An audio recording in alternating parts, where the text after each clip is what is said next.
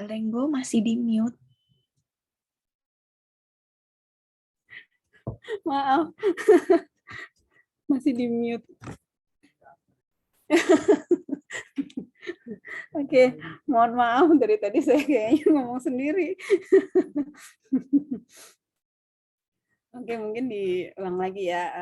Assalamualaikum warahmatullahi wabarakatuh. Selamat siang rekan-rekan dan kakak-kakak yang sudah hadir di siang hari ini.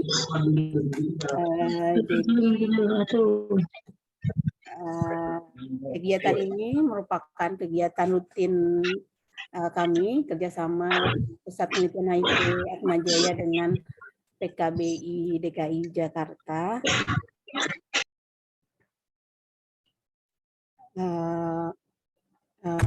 Kegiatan diskusi ini merupakan diskusi kultural yang kita adakan 2 minggu sekali, dan hari ini merupakan seri yang kelima. Kita mengangkat topik anak dan remaja yang berhadapan dengan hukum. Siang hari ini kita sudah kedatangan narasumber Kak Edgar Bayu Revansyah. Selamat sore Kak. Terima kasih telah. Selamat sore. Ya, terima kasih Kak Edgar telah bersedia menjadi narasumber di siang hari ini. Namun sebelum kita mulai ke sesi paparan dari Kak Edgar, saya akan memperkenalkan terlebih dahulu moderator kita di siang hari ini, yaitu rekan saya, Kak Lydia Verina Wongso. Selamat siang Kak Lydia. Saya akan membacakan sedikit profil tentang Kak Lydia. Kak Lydia saat ini merupakan koordinator pengembangan strategis di PPH Atmajaya dan juga menjadi peneliti di PPH Atmajaya sejak 2014.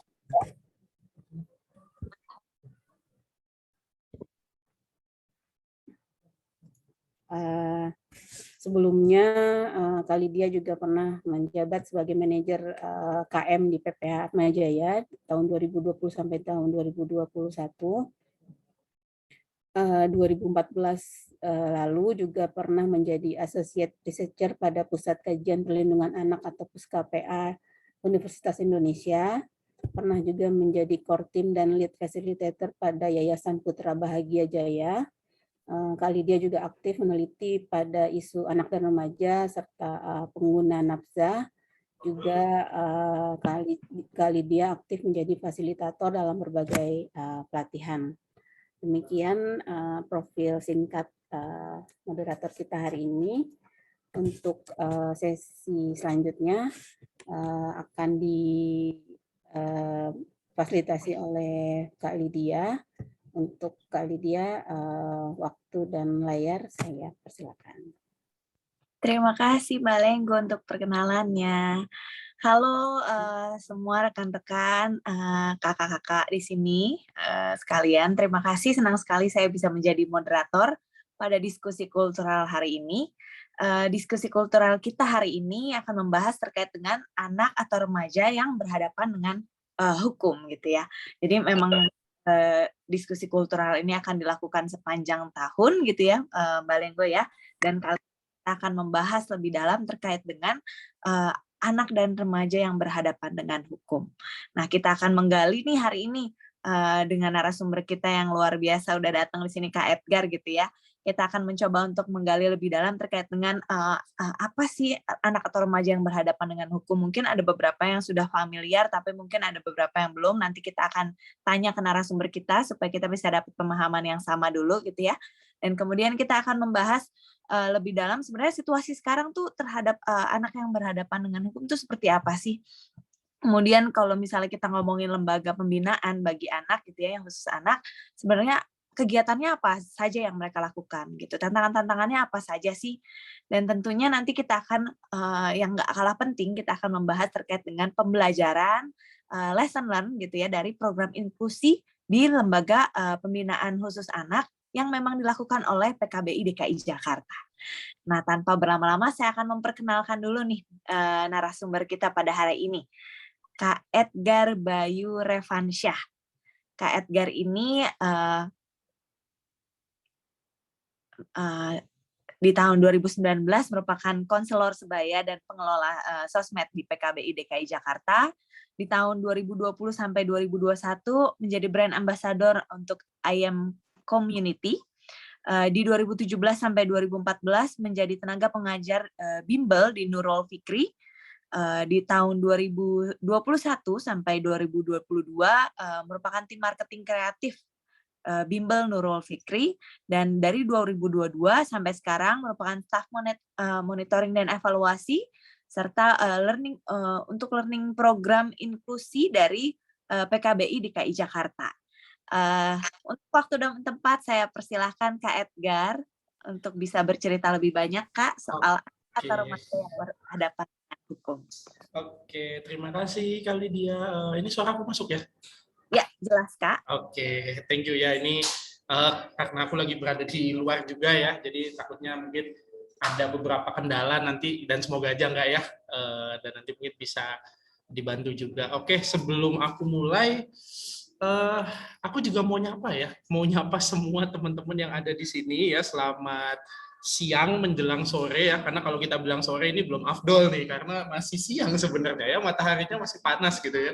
Cuman memang waktunya ini udah waktu-waktu yang udah bikin orang pengen, aduh rasanya pengen pulang kerja aja, aduh rasanya pengen pengen cepet-cepet sampai rumah, pengen rebahan, tapi masih nyempetin hadir di diskusi kultural sore hari ini. Luar biasa. Aku apresiasi banget buat teman-teman semua ya, dan semoga dimanapun teman-teman berada ya, teman-teman semua di sini bisa sehat selalu ya, dan bisa lancar untuk semua urusannya ya teman-teman ya. Ini luar biasa sekali, kurang lebih udah ada 2 juta, belum nyampe ya, kayaknya masih 44 orang ya, sekitar 44 orang kalau aku nggak dihitung yang bergabung. Moga-moga nanti seiring berjalannya waktu diskusi bisa lebih banyak lagi nih kali dia nih.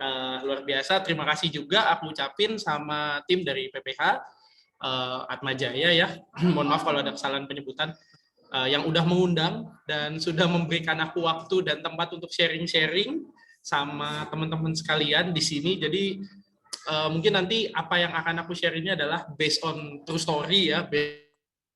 Jadi nanti mungkin kalau teman-teman ada juga yang pernah bertemu dengan kasus serupa, teman-teman ada yang pernah mungkin juga kita bilangnya tahu ya, mungkin mengetahui fenomena, isu, dan lain sebagainya, mungkin nanti teman-teman juga boleh nih kasih waktunya buat sharing-sharing nih tentang apa yang kita ketahui bersama tentang anak berhadapan dengan hukum. Karena istilah-istilahnya banyak banget ya. Ada yang nyebut ABH, anak yang berhadapan dengan hukum, ada yang nyebut anak berkonflik dengan hukum, ada yang nyebut anak yang berhubungan dengan hukum, dan lain sebagainya. Jadi banyak banget istilahnya, dan boleh kita bilang tuh mungkin pemahaman orang tercecer-cecer. Jadi yang benar tuh apa gitu, yang benar tuh yang mana. Oke, nah mungkin untuk lebih memahaminya ya, aku izin untuk share screen dulu teman-teman. Tunggu sebentar, aku coba lihat dulu. Ini nanti mungkin tidak semuanya tulisan ya Kak Lydia. Jadi nanti kalau memang teman-teman ada yang mau minta, kebetulan mau minta PPT-nya, nanti mungkin akan kubuat versi yang lebih enak untuk dilihat ya, tapi moga-moga ini nanti udah bisa mengedukasi semua. Ini apakah layarnya sudah terlihat? Lihat ya. Oke, aku izin. Oke, aku izin slide. Ya, udah kelihatan ya? Oke. Sebentar. Oke, ini udah di slideshow ya, moga-moga bisa cukup jelas ya teman-teman ya. Jadi hari ini teman-teman aku diberikan kesempatan untuk sharing, aku diberikan kesempatan untuk ngobrol-ngobrol, berbincang-bincang dengan teman-teman sekalian tentang anak yang berhadapan dengan hukum ya. Mungkin tadi namaku udah diperkenalkan, dan aku juga nggak perlu memperkenalkan diri 2 kali ya teman-teman. Dan seperti yang teman-teman lihat di sebelah kiri ini aku sudah menunjukkan foto menarik dari cover ya. Jadi di cover ini aku sudah menunjukkan 1 buah foto yang ini adalah foto yang kuambil sendiri. Jadi ini adalah foto yang memang sudah melewati proses seleksi. Artinya ketika kita berbicara ABH kan kita nggak boleh sembarangan ya taking foto mereka. Mungkin mukanya harus di-blur juga, atau mungkin yang lainnya. Intinya identitasnya harus dirahasiakan.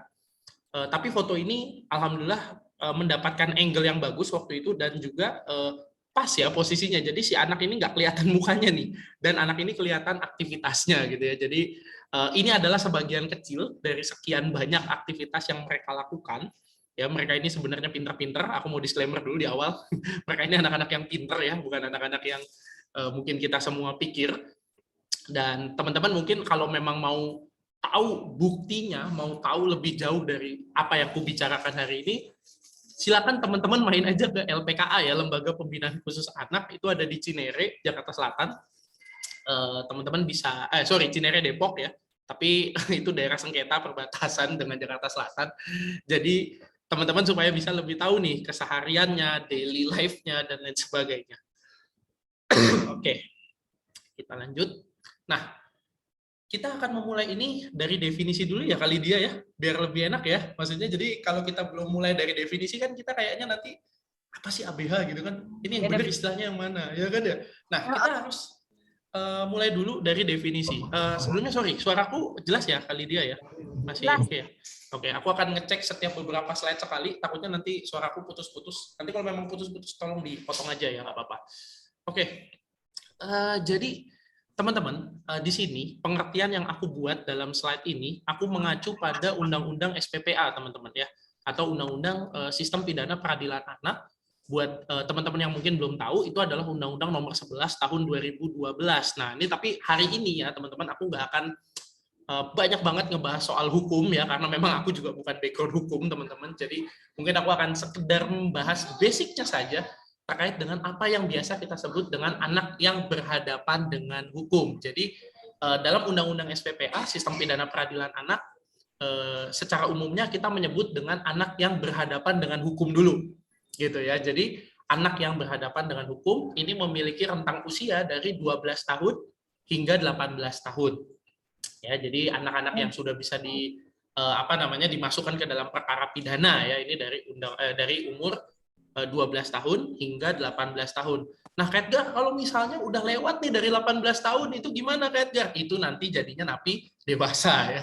Itu nanti jadi pembinaannya harus pakai metode yang orang dewasa. Jadi kalau anak yang kita bicarakan di sini adalah anak yang berada di dalam LPKA atau Lembaga Pembinaan Khusus Anak.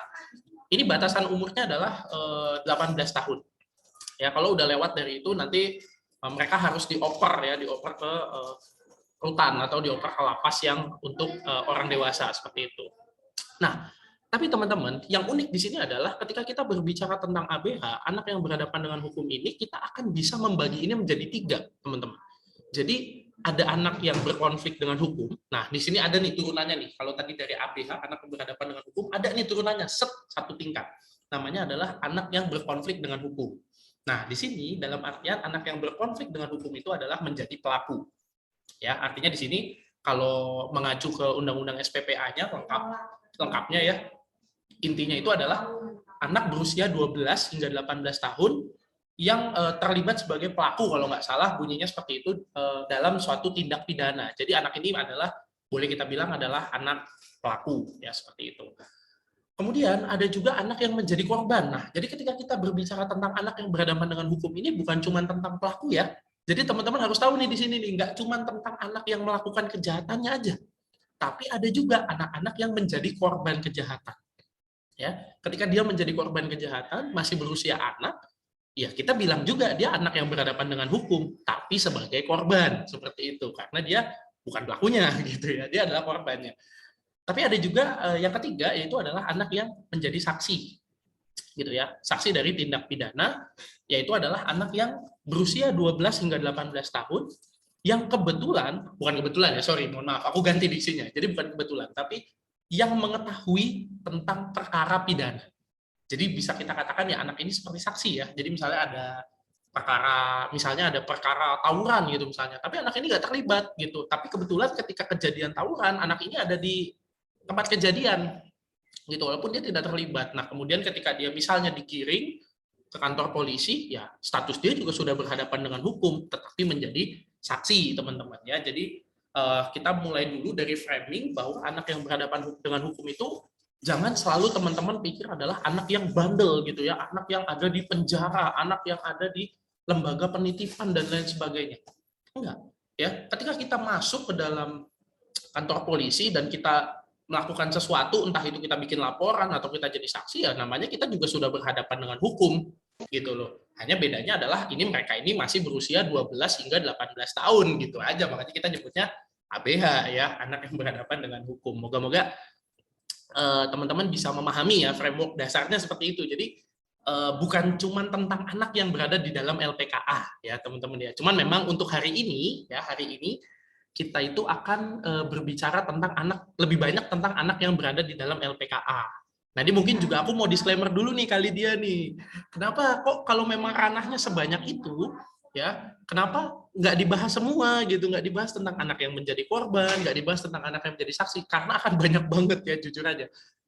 Alurnya nanti akan banyak sekali. Sedangkan ketika kita ngomongin anak yang ada di LPKA aja, nanti teman-teman akan lihat, aku akan kasih lihat sesuatu.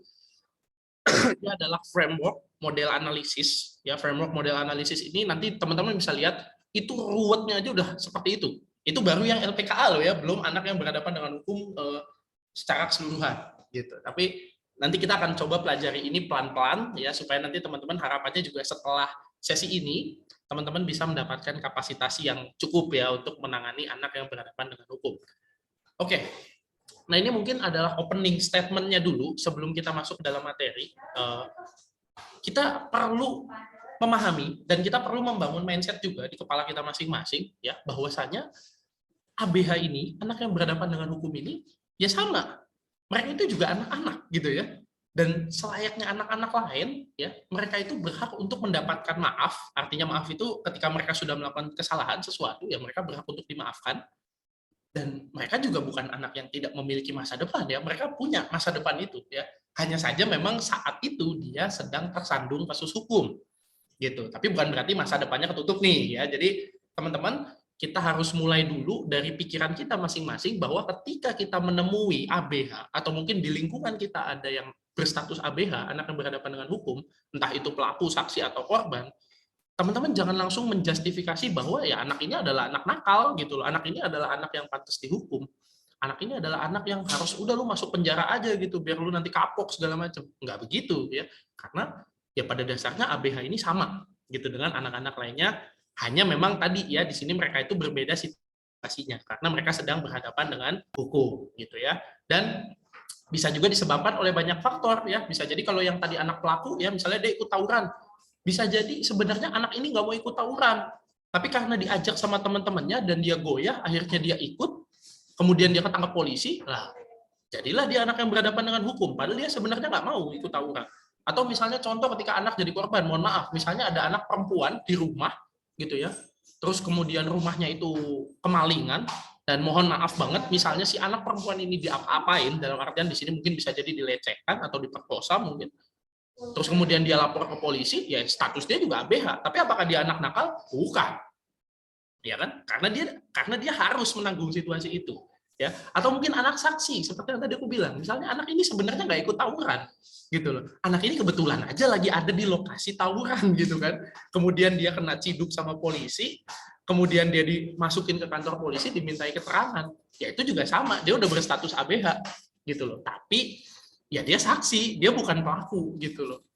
Kan seperti itu kita tidak boleh ya, tidak boleh menjustifikasi bahwa mereka itu anak nakal gitu loh. Mereka adalah anak baik-baik, cuman memang situasinya berbeda aja.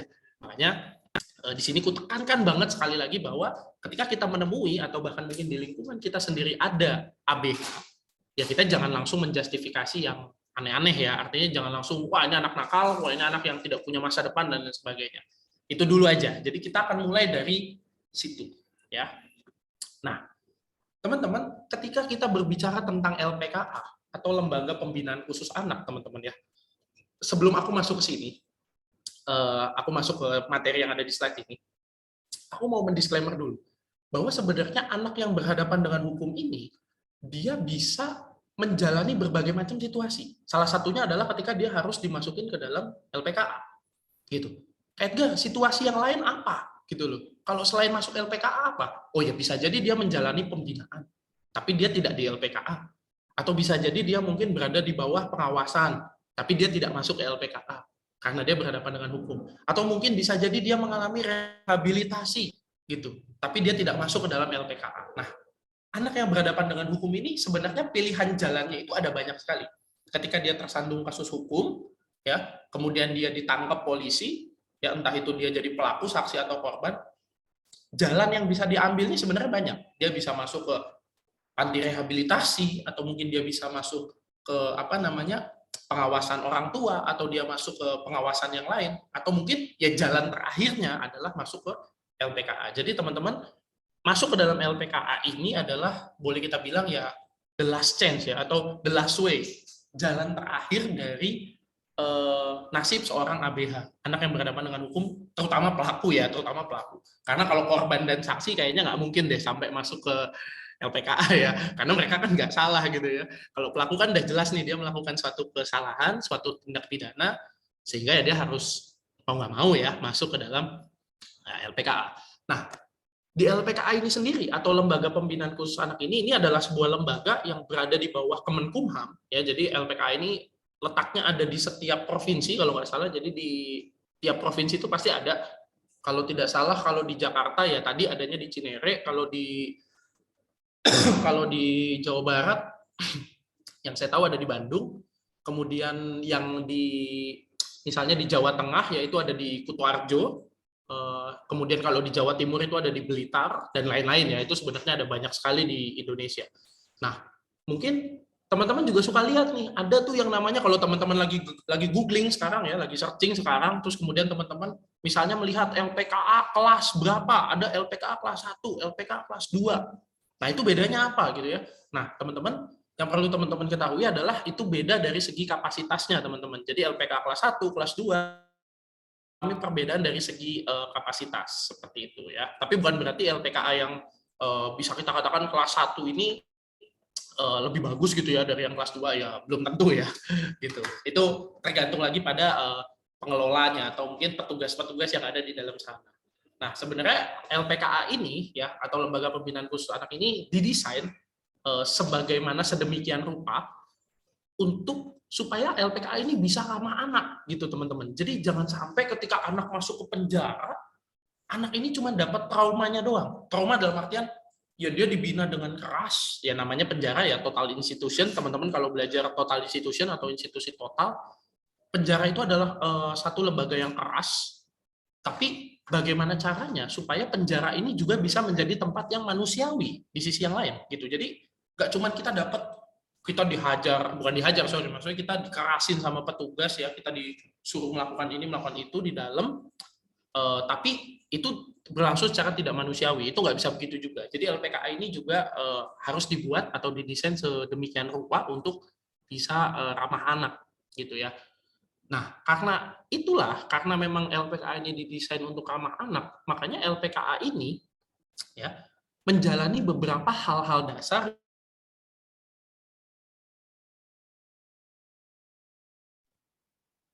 Kak Edgar, suaranya terputus, Kak. Jadi ketika teman-teman lihat foto yang ada di awal, yang ada di cover, itu pasti teman-teman kayak, ini anak LPKA tapi buka-buka koran, gunting-guntingin koran. Mereka tuh lagi ngapain gitu kan ya. Karena kan bayangan kita kalau kita udah ngomongin penjara itu kan pasti adalah tempat yang full dengan teralis, tempat yang full dengan tempat yang tertutup, bentengnya tinggi, atau mungkin towernya tinggi, segala macam. Mungkin bayangan kita itu.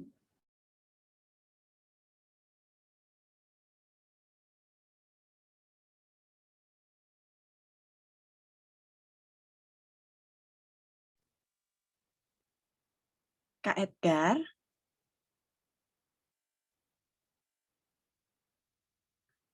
Halo.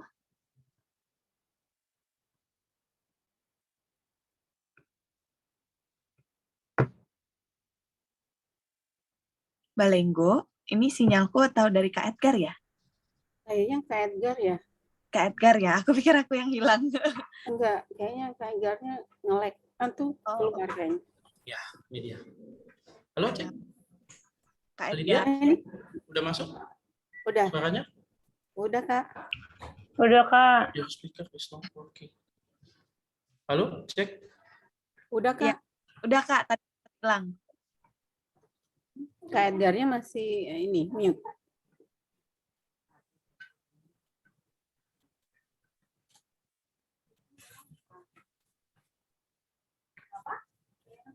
Atau Kak Edgar mau Bantu share. untuk share? Halo, cek suara Nah, masuk. Nah, Masuk. ini cuman aku belum bisa dengar suara kali dia nih. Oh, Sebentar nggak ya, coba aku ini dulu. Iya. Eh, Oke. Nah, Ya, oke. Ini udah, ini udah nih. Udah masuk belum? masuk suaranya udah kedengeran sekarang. Oke, udah masuk. Halo, Oke, mohon maaf ya, ini kayaknya tadi ada sedikit gangguan teknis. Ya, halo, mau dibantu share screen kan? cek. Halo. Boleh, tapi aku belum share materinya nih. Halo? Aku udah ada kayaknya. Oke, boleh, nggak apa-apa. Boleh, Bentar nggak ya. apa-apa. Bentar, Kak. Bentar. Oke, maaf ya teman-teman ya. Ini tadi kepotong sampai mana? Tadi sampai belum masuk ke sini. Belum, masih jauh kayaknya. Aku Iya. ini kayaknya baru di slide ini. Aku juga tadi kayak belum ngejelasin tentang pendidikannya ya. Belum. Ya. Baru potong di mana tadi tuh? Sorry ya. Belum. LPS tadi potong-potong koran, Kak. Oke, sampai yang dipotong-potong koran. Oke, teman-teman. Oke. Jadi gini teman-teman ya. Ketika tadi kita berbicara tentang kegiatan ya yang terkait dengan pendidikan mereka, terkait dengan apa yang mereka lakukan di sana, ini sebenarnya banyak. Dan tadi kita udah sama-sama membahas juga bahwa LPKA itu harus didesain untuk ramah anak. Ya, ramah anak ini dalam arti gimana? Ramah anak ini berarti dia harus memenuhi kriteria hak anak, ya, hak dan kewajiban anak seperti itu. Termasuk di dalamnya ada sektor pendidikan, ada sektor kesehatan, ya, dan sebenarnya ada banyak ya kegiatan yang lain juga. Nah, cuman ketika kita berbicara tentang pendidikan, teman-teman, ya mungkin teman-teman bingung juga, kok bisa sih anak yang berhadapan dengan hukum, ABH gitu ya, anak yang mungkin kita pikir wah ini anak bandel, di sana pasti dia di penjara, entah dia diapain, disiksa atau diapain terserah. Tapi sebenarnya ABH ini pinter-pinter, teman-teman. Kenapa? Karena ABH ini di dalam dia dapat pendidikan. Sama loh kayak kita. Kita yang di luar ini kita berpendidikan, mereka juga di dalam iya loh. Bahkan mungkin jadwal pendidikan mereka itu lebih padat dari kita. Atau mungkin dari saya sendiri juga terus terang aja, kayaknya jadwal mereka tuh lebih padat loh dari saya itu. Mereka itu ada sekolah, ada keterampilan A, keterampilan B, dan wah macam-macam. Intinya mereka itu banyak sekali kegiatan di dalam. Nah, kalau kita ngomongin pendidikan, ya ada yang namanya PKBM. Halo, masuk suaranya? Masuk ya? Oke. Ada yang namanya PKBM. Apa itu PKBM? PKBM ini adalah pusat kegiatan belajar masyarakat. Atau yang mungkin teman-teman, ya kita di sini mungkin lebih familiar dengan istilah kejar paket. Gitu. Mungkin kalau teman-teman tahu istilah kejar paket, ya ini nih. Biasanya ngurusinnya PKBM ini, gitu ya. Jadi PKBM sistemnya adalah gimana? Sistemnya mereka datang ke sana. Mereka datang ke LPKA, kemudian mereka ada perwakilan gurunya, kemudian mereka ngajar di situ. Ya, mereka ngajar. Nah, untuk LPKA yang akan aku jadiin contoh, itu adalah LPKA Jakarta yang ada di Cinere. Karena kebetulan aku juga sering banget main ke sana. Ini tadi pagi pun sebenarnya aku juga baru aja dari sana.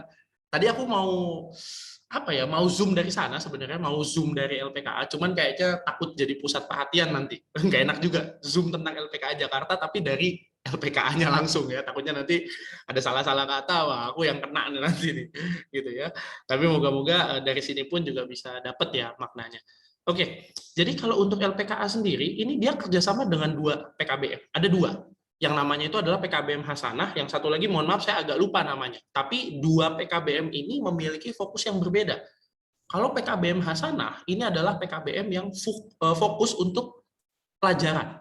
Jadi dalam artian di sini PKBM Hasanah ini ngurusin tentang ya pelajaran sejarah, ekonomi, IPA dan lain sebagainya, itu PKBM Hasanah. Dan mereka juga buka 3 paket ya, ada yang paket A, setara SD, paket B, setara SMP, dan paket C, setara SMA. Dan ada satu PKBM lagi yang tadi aku bilang aku lupa namanya, mohon maaf, itu adalah PKBM yang khusus mengurusi tentang keterampilan komputer dan bahasa Inggris. Jadi anak-anak di dalam itu juga dapat keterampilan komputer dan bahasa Inggris sebenarnya. Sama kayak kita mungkin ya. Mereka juga tahu tuh yang namanya cara pakai WhatsApp, ya. Mereka juga tahu cara pakai komputer seperti apa. Jadi jangan kita pikir anak-anak yang di dalam ini anak-anak berandalan, kriminal, nggak semuanya seperti itu ya. Oke. Kemudian selain PKBM, ya LPKA sendiri juga memiliki kerjasama dengan pihak ketiga nih teman-teman. Jadi yang perlu teman-teman tahu adalah di LPKA ini mereka kerjasama dengan pihak ketiga. Ya salah satunya adalah PKBI, ya kita sendiri juga turun ke sana untuk memberikan dampingan psikososial buat anak. Hanya aja mereka ini bukan kita doang gitu yang megang, ya bukan cuma PKBI doang. Ada banyak sekali keterampilan yang diajarkan pada mereka, dan kebetulan LPKA Jakarta ini memadai sekali. Jadi mereka punya gitu peralatannya, ya. Di dalam, ini mungkin buat teman-teman yang belum tahu, di dalam itu mereka itu belajar juga yang namanya pelatihan bengkel. Pelatihan bengkel ini mereka itu bongkar pasang motor, ya. Mereka ngerti itu tentang komponen mesin segala macamnya. Itu yang melatih adalah langsung dari Astra Honda. Ya, Astra Honda ini mereka langsung turun ke LPKA melatih anak-anak untuk bengkel. Kemudian di dalam LPKA sendiri itu juga ada pertanian. Teman-teman bayangin, di dalam penjara itu ada pertanian, tapi hidroponik ya. Jangan teman-teman bayangin pertanian itu gitu ya. Bukan ya. Tapi kayak hidroponik ini itu banyak sekali di LPKA itu. Juga anak-anak. Ada perikanan juga bahkan. Anak-anak itu juga belajar. Banyak ikan nila, ikan gurame, ikan lele, segala macam. Oke, sorry, ini ada notif unstable nih. Gimana? Masuk nggak suaranya? Masuk Kak, tadi sempat putus tapi lumayan masih jelas sih. Oke. Jadi itu ya tadi kuulang. Mereka juga punya perikanan. Ya mereka tahu itu bedanya ikan nila, gurame, lele segala macam. Itu mereka paham banget. Kemudian mereka juga ada yang namanya pembuatan sablon. Jadi teman-teman mungkin kalau belum tahu, mereka itu tahu juga yang namanya caranya nyablon kaos gitu ya, yang kita aja di sini nggak semuanya tahu caranya nyablon kaos itu gimana ya. Tapi mereka paham ya dengan cara teknik printing, teknik editing yang mereka paham banget. Kemudian mereka juga bahkan ada yang bisa membuat roti. Nah ini mungkin salah satu yang unik dan menjadi keunikan juga di LPKA Jakarta dibanding yang lain ya. Ada pelatihan pembuatan roti. Mereka bisa tahu caranya bikin roti coklat, roti keju, kemudian croissant dan lain sebagainya, itu mereka paham caranya gimana. Bahkan pelatihan kopi juga. Mereka juga tahu tuh bedanya kopi Arabica, Robusta dan lain sebagainya, itu ada yang ngajarin juga. Dan juga ya pastinya ada juga kegiatan-kegiatan rohani ya, macam-macam kayak pengajian atau mungkin kalau untuk yang agamanya non-is ya. Jadi di dalam itu bukan cuma anak-anak yang beragama Islam, walaupun Islam itu mayoritas ya di dalam. Cuman ada juga yang nonis, ada yang Hindu, ada yang Katolik, ada yang Kristen juga. Nah ini juga mereka juga mendapatkan semacam kayak rohani, ya kalau kita nyebutnya rohis ya, rohani Islam ya kalau orang Muslim. Tapi ya kalau mungkin di agama lain ada sebutan lain gitu ya. Itu juga mereka dapat. Ya. Dan yang unik di sini adalah bahwa ketika kita berbicara tentang kan itu anak-anak diajarin macam-macam tuh. Diajarin pembuatan roti lah, sablon lah, segala macam. Bahkan mereka sampai sekolah formal, ada PKBM. Itu outputnya apa? Mungkin kita bertanya-tanya ke situ. Kak, itu outputnya apa? Ya, outputnya ya pasti adalah ijazah. Gitu, atau sertifikat keahlian gitu ya. Nah, ini yang unik bahwa sertifikat keahlian ini sebenarnya adalah sertifikat yang udah disetarakan. Sertifikat pendidikannya, maksudnya ijazah pendidikannya ini udah disetarakan ya dengan ijazah pendidikan formal biasa. Jadi kalau kita sekolah SMA dapat ijazah, ada tanda tangan kepala sekolah kita dicap, terus kemudian ijazah itu bisa kita pakai untuk melanjutkan jenjang pendidikan, misalnya kita mau kuliah atau kita mau kerja dengan bekal ijazah itu bisa. Nah, yang unik adalah di LPKA anak-anak yang kejar paket ini mereka juga bisa seperti itu. Jadi ketika mereka udah lulus, udah dapat paket C misalnya gitu ya, udah dapat setara SMA. Ya mereka misalnya mau pakai ijazah itu untuk lanjut kuliah, untuk ke universitas negeri manapun sekalipun, itu bisa, nggak masalah. Gitu. Karena memang ya itu hal yang disetarakan dengan sekolah yang pada umumnya. Jadi kalau dulu mungkin belum sebagus itu ya, karena kalau dulu kan masih ada capnya nih, PKBM, LPKA. Itu kan biasanya universitas-universitas yang mau merekrut, ngelihat dulu ijazahnya, wah ini ada PKBM nih, LPKA, pasti ada catatan lah ya, nggak tahu catatannya itu merah atau gimana, tapi pasti ada lah catatan. Tapi untuk saat ini udah enggak ya, jadi semua udah setara aja gitu ya. Oke, kemudian kalau kita lanjutin, oh ya aku lupa, bukan aku yang share screen ya, boleh dilanjut slide berikutnya. Oke, ini kita nyantai aja ya teman-teman ya.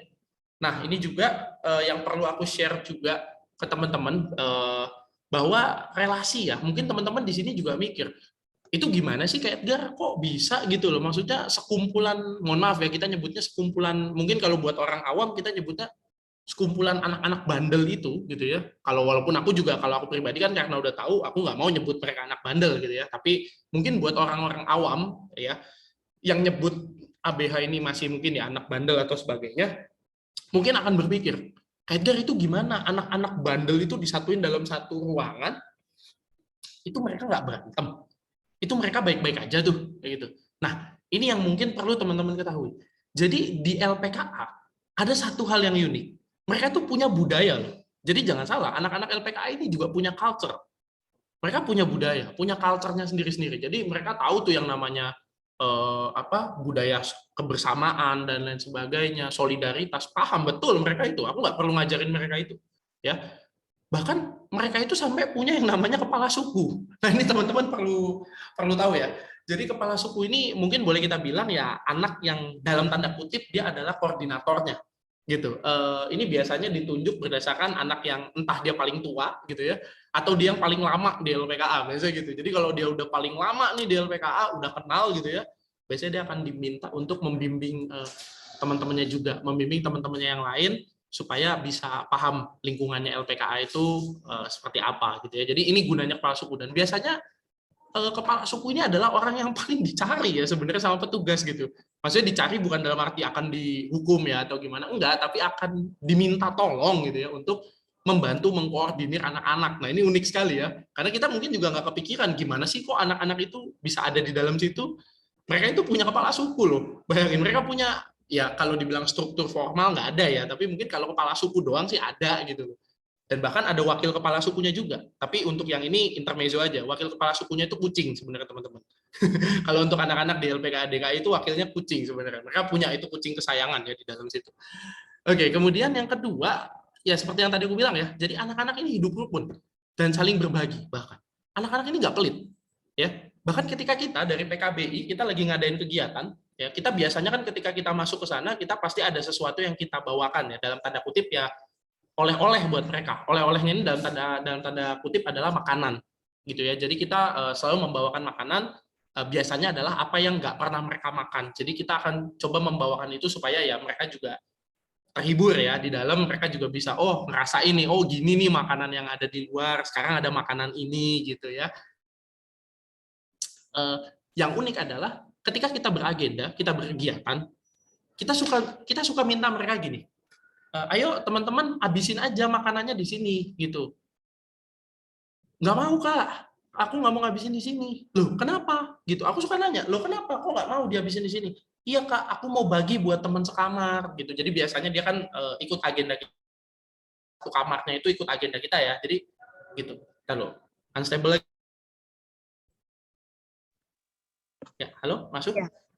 Agak masuk? Terus tadi Pak Kak, ini udah. Halo?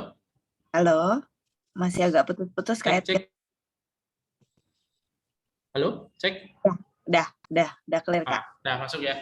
Ya. Oke, tadi sempat ada notif unstable lagi. Aku sekarang kalau ada notif unstable langsung stop dulu. Bentar, nih suaraku masuk nggak nih? Daripada nanti aku ngomong sendiri gitu kan ya. Oke. Jadi anak-anak ini hidup rukun ya. Ketika aku tadi nanya, mau nggak ngabisin di sini gitu ya? Mau nggak ngabisin di tempat kita lagi belajar? Jawab nggak mau Kak. Kenapa? Ya kita mau bagi kamar. Berarti mereka ini dalam artian dalam tanda kutip ya mereka inget gitu. Ingat dan mereka itu dengan sesamanya gitu. Halo, cek. Putus-putus masih? Tadi sedikit Kak ada putus-putus. Lanjut aja Kak, masih kedengeran kok tadi. Halo, Kak Edgar dengar suaraku? Bentar ya.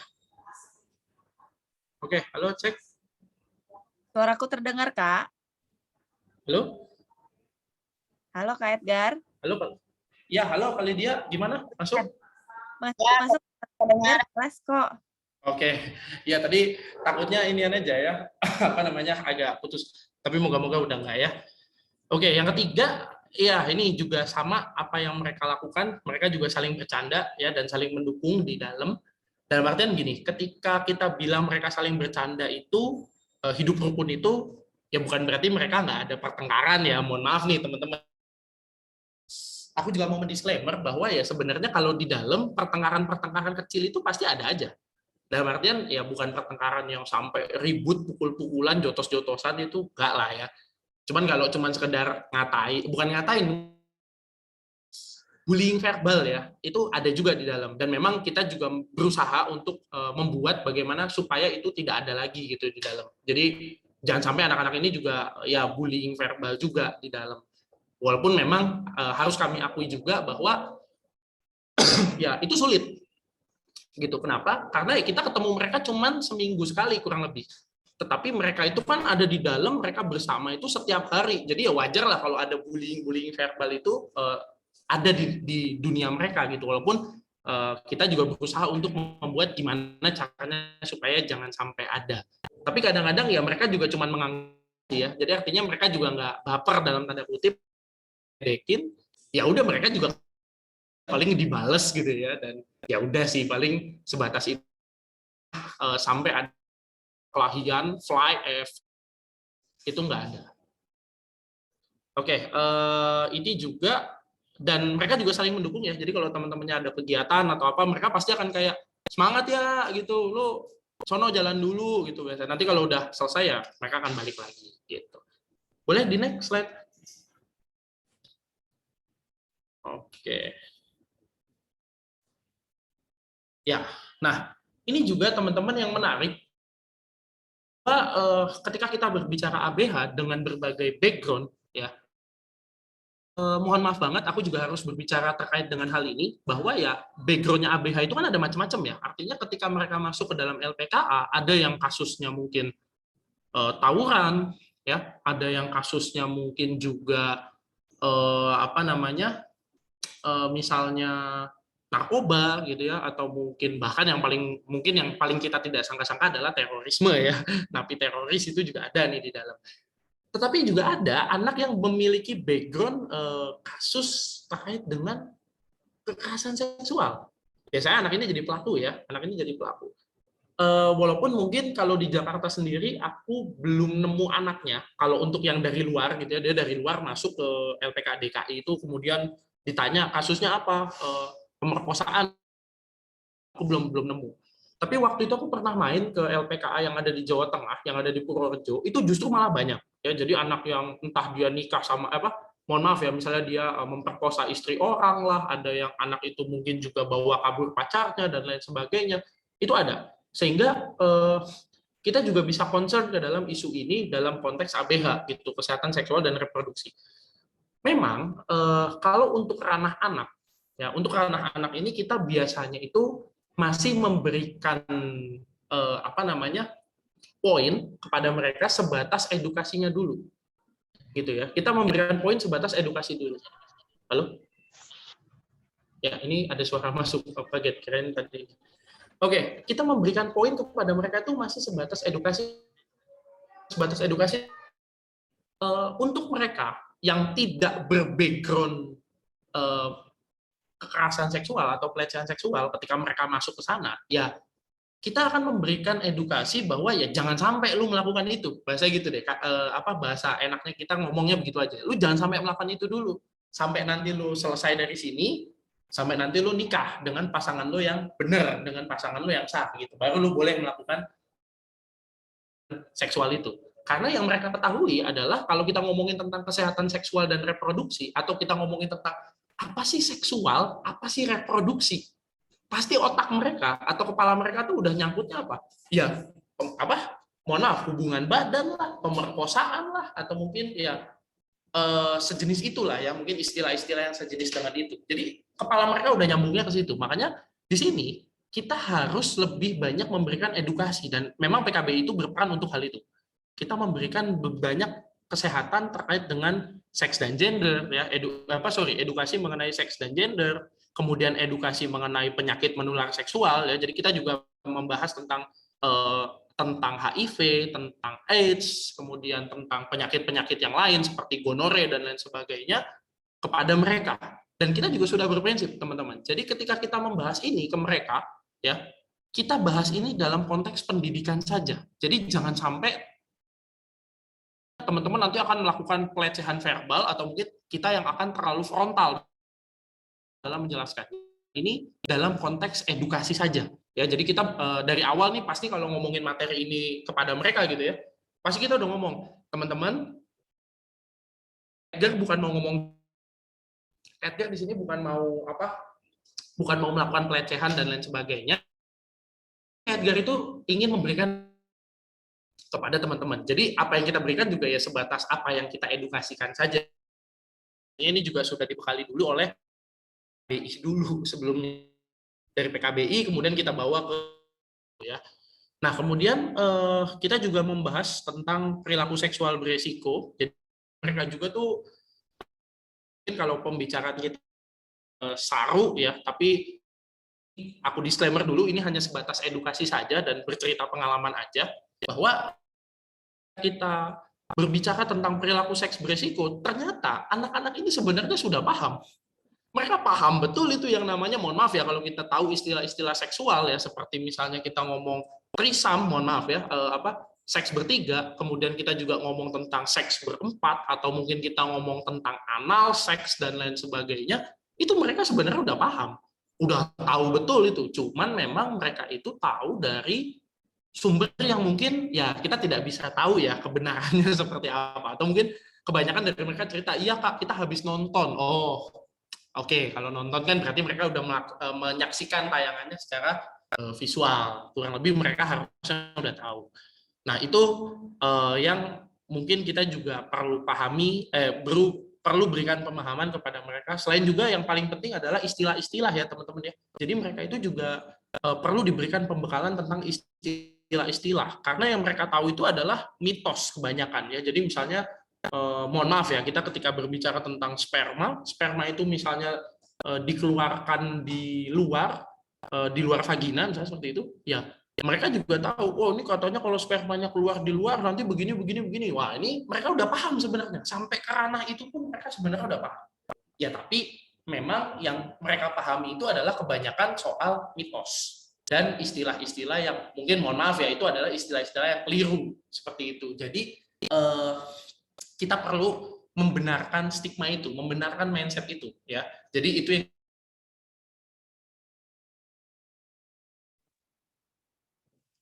Edgar, suaranya putus, Kak.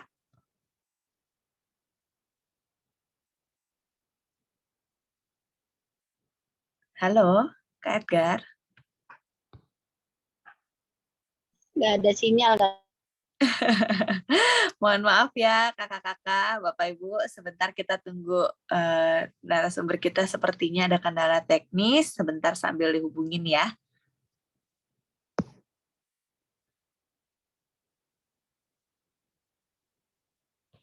Oke. Kak Edgar, sudah kembali, Kak. Halo, udah kedengeran? Agak masih kurang stabil, Kak. Suaranya agak putus sedikit.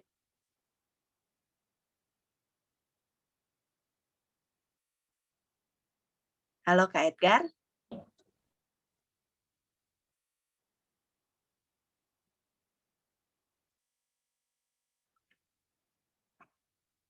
Suaraku terdengar, Kak Edgar?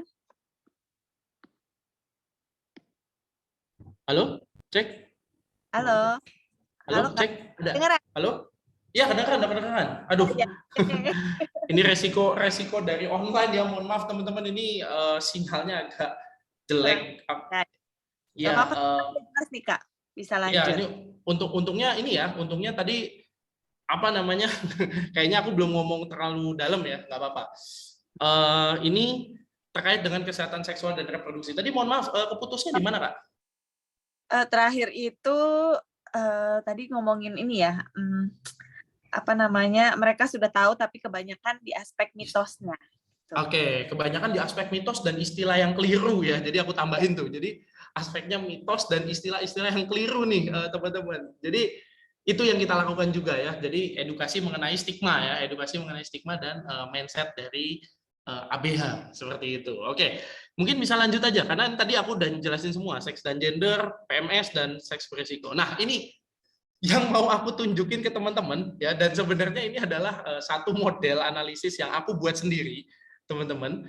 Jadi apa ya, teman-teman mungkin tidak perlu memahami ini secara utuh gitu ya, karena ini adalah model analisis juga yang aku buat terkait dengan anak yang berhadapan dengan hukum dan SPPA ya, dan kita kaitkan juga dengan welfare state. Itu waktu itu aku buat untuk welfare state, negara kesejahteraan.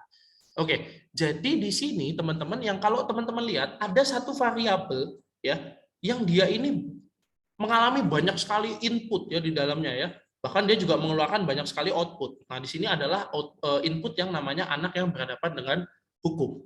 Nah, teman-teman, kalau kita berbicara sedikit tentang teorinya ya, atau kita berbicara membedah sedikit tentang undang-undangnya gitu ya, undang-undang SPPA 11-12,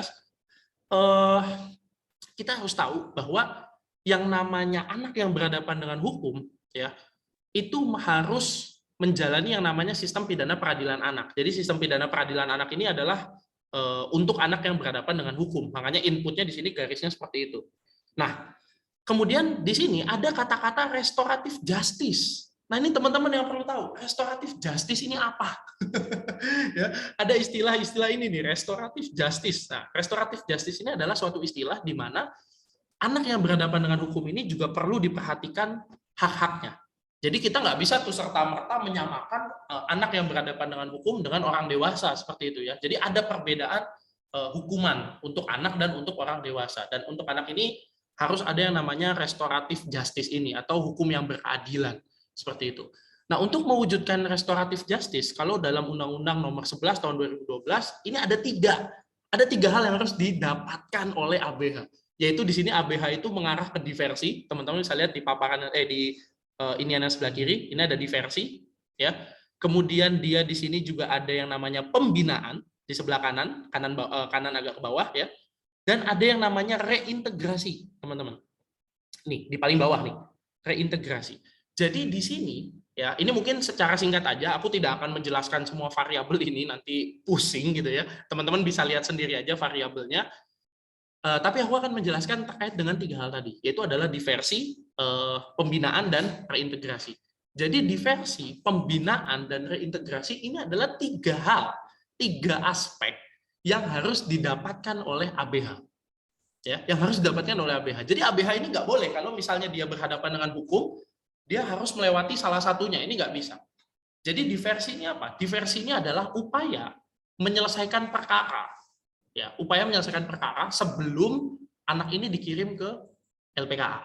Tadi di awal mungkin teman-teman udah dengar ya, aku sempat nyinggung bahwa LPKA itu adalah the last way atau jalan terakhir dari seorang ABH. Jadi ABH kalau dia berhadapan dengan hukum ya jangan langsung serta-merta, masukin ke LPKA, penuh LPKA-nya kan kalau begitu. Ya, jadi anak ini wajib menjalani yang namanya diversi. Nah, diversi ini butuh sekali yang namanya pendampingan ya.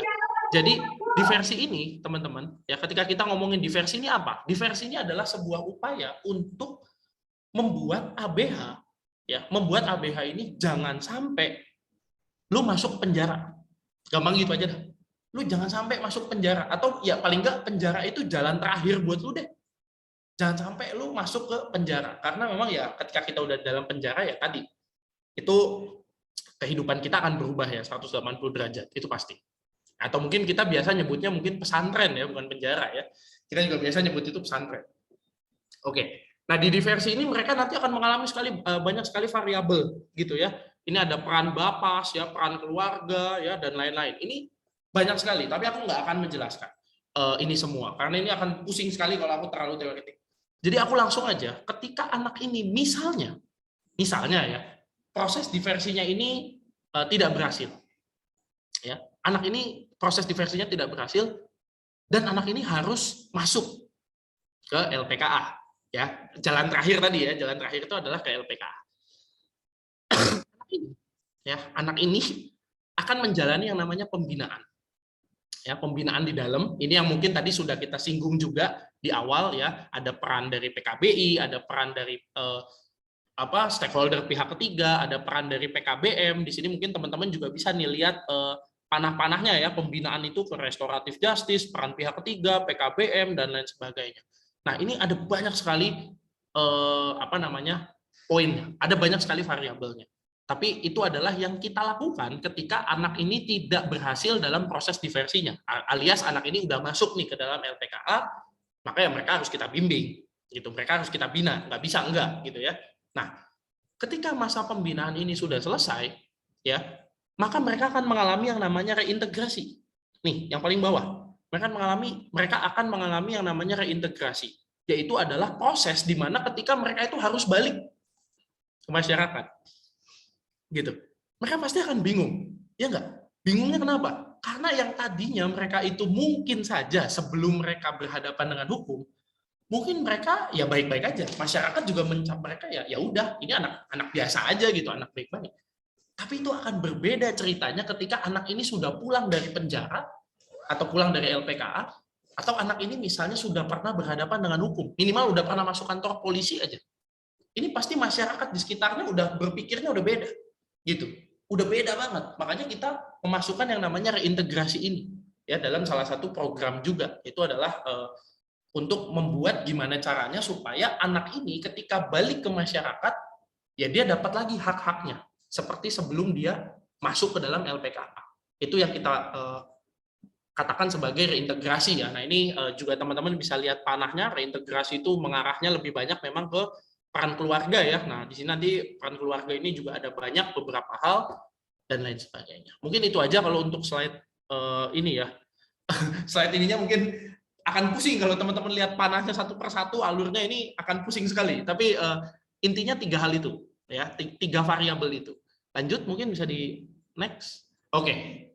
Nah, ketika kita udah berbicara tentang ABH sejauh ini, nggak lengkap rasanya kalau kita juga belum membicarakan traits atau tantangannya. Nah, ini tantangan untuk siapa? Tantangan untuk ABH ya, bukan untuk saya, bukan untuk Kak Edgar, bukan. Tantangannya untuk ABH, gitu ya. Jadi ada 2 traits, ya ada 2 traits secara umum yang dialami oleh ABH, yaitu adalah saat berada di dalam pembinaan dan setelah menyelesaikan pembinaan. Ini traits-nya, ancamannya ada 2 ini. Yang pertama, ketika dia berada di dalam pembinaan, pastinya mereka butuh sekali yang namanya adaptasi. Oh ya, jelas. Mereka yang biasanya hidup bebas, bangun seenake dewe gitu ya, kalau mungkin kita orang Jawa ngerti ya, bangun seenaknya sendiri gitu ya, makan seenake sendiri gitu kan, aktivitas wis karepmu dewe gitu kan ya, istilahnya ya udah terserah kamu aja gitu kan. Ya, tapi ini berubah. 180 derajat ini mereka akan berubah ketika mereka ada di dalam LPKA. Kenapa? Karena mereka harus membiasakan diri dengan kedisiplinan yang udah dibangun. Bangun jam 5 pagi, nggak bangun push up. Wah, kalau untuk sebagian orang dari kita mungkin susah ya kayak gitu ya. Kemudian udah dijadwal, kalau misalnya jam 7, teman-teman harus senam pagi, teman-teman harus sarapan. Wah, hidupnya udah dijadwal, udah ditandain semuanya. Dan teman-teman nggak boleh kemana-mana, teman-teman cuma boleh ya udah di situ-situ aja selama teman-teman menjalani masa pembinaan. Gitu. Bayangkan betapa bosannya mereka, betapa mungkin kalau kita boleh bilang ya, isu yang terbaru ya, betapa terganggunya mental mereka gitu ya. Mental health mereka itu betapa rusaknya mungkin ya. Itu ketika mereka berada dalam pembinaan. Makanya ancaman buat mereka itu adalah salah satunya ketika mereka ada di dalam. Mereka harus beradaptasi. Bukan hanya dengan sistem, tapi juga dengan lingkungan.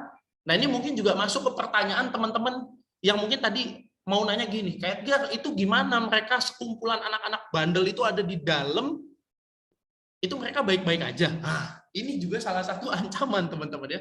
Kita tidak dapat memungkiri bahwa proses yang dilakukan di LPKA ini tidak bisa ngefek, dalam artian tidak bisa membekas secara dalam kepada sebagian anak. Jadi mungkin ada aja anak yang di dalam LPKA ini dia bersifat rebel ya, atau rebel itu pemberontak gitu misalnya. Jadi dia nggak mau tuh nurut sistemnya LPKA dan lain sebagainya. Sehingga ya udah, anak ini tuh akan tetap melakukan apa yang dia lakukan di luar gitu. Jadi misalnya dia di luar biasa maling, ya mungkin dia di dalam akan coba cari-cari kesempatan gimana caranya nih gue bisa maling gitu ya. Nah, itu ancaman tersendiri sebenarnya ketika mereka ada di dalam pembinaan seperti itu. Nah, ancaman yang kedua adalah ketika mereka setelah selesai. Ya, setelah selesai. Tadi aku udah mungkin sempat singgung di slide sebelumnya juga bahwa ketika mereka melakukan reintegrasi, balik lagi ke masyarakat, ya itu tadi tantangannya. Pasti yang pertama kali akan mereka hadapi adalah apa? Stigmanya masyarakat. Pemikirannya masyarakat. Ini gimana? Anak yang tadinya baik-baik aja tiba-tiba masuk penjara, terus keluar lagi. Nah, ini kan masyarakat pasti, lu jangan temenan sama ini ya, soalnya si ini kemarin baru keluar dari penjara tuh, ngeri gitu, nanti lu diapa-apain lagi. Nah, ada banyak masyarakat kita yang berpikir seperti itu. Sehingga itu jadi tantangan sebenarnya buat siapa? Bukan cuma buat anak, tapi buat pembinanya juga. Gimana caranya kita gitu ya, menyiapkan mental anak supaya nanti ketika mereka balik ke masyarakat, balik ke rumahnya mereka, ya mereka udah siap untuk mendengarkan segala macam caci maki, mereka udah siap untuk mendengarkan berbagai macam stigma, berbagai macam pola pikir, terserah deh pokoknya gitu. Itu mereka udah siap. Itu gimana caranya? Itu berat loh teman-teman. Terus terang aja, itu berat sekali. Ya, karena ya itu tadi, tidak semua anak memiliki mental yang kuat, apalagi mereka ini anak-anak gitu loh. Kalau mungkin untuk orang dewasa ya udahlah, bodo amat. Urusan lu, urusan gua, itu orang dewasa gitu. Tapi kalau anak-anak belum tentu bisa seperti itu. Makanya ini juga merupakan ancaman gitu ya. Ada satu lagi ancaman ketika mereka sudah bebas atau mereka sudah selesai dalam melakukan pembinaan di LPKA adalah godaan kebebasan. Nah, ini juga sama. Banyak anak yang ya mungkin kalau kita pernah dengar istilah residivis ya, teman-teman tahu kan istilah residivis ya? Residivis tahu? Pernah dengar istilah? Belum tahu ya? Oke. Oke, kalau teman-teman belum tahu istilah residivis ya, residivis ini kan sebenarnya adalah sebuah istilah untuk orang yang udah pernah masuk penjara, kemudian dia keluar, kemudian dia masuk lagi. Gitu ya. Jadi dia ini masuk sampai 2 kali, 3 kali, atau mungkin bahkan berkali-kali ya. Itu namanya adalah residivis. Nah, ini adalah godaan juga. Ketika mereka bebas dari LPKA, ya, dan ilmu-ilmu yang mereka dapat di LPKA itu belum nyantol, yaitu besar juga kemungkinan mereka akan jadi residivis gitu loh. Mereka akan ketika keluar, wah mereka udah kayak wah I'm free gitu kan, gue bebas gitu kan, gue bisa ngapain aja terserah gue gitu kan. Kemudian ya mereka melakukan, mereka melakukan itu lagi, melakukan tindak pidana lagi, ya, nyolong lagi, atau mungkin misalnya mereka tawuran lagi, atau mungkin mereka yang lain. Nah itu threat ya. Itu ancaman ketika mereka sudah selesai dari LPKA. Next. Oke.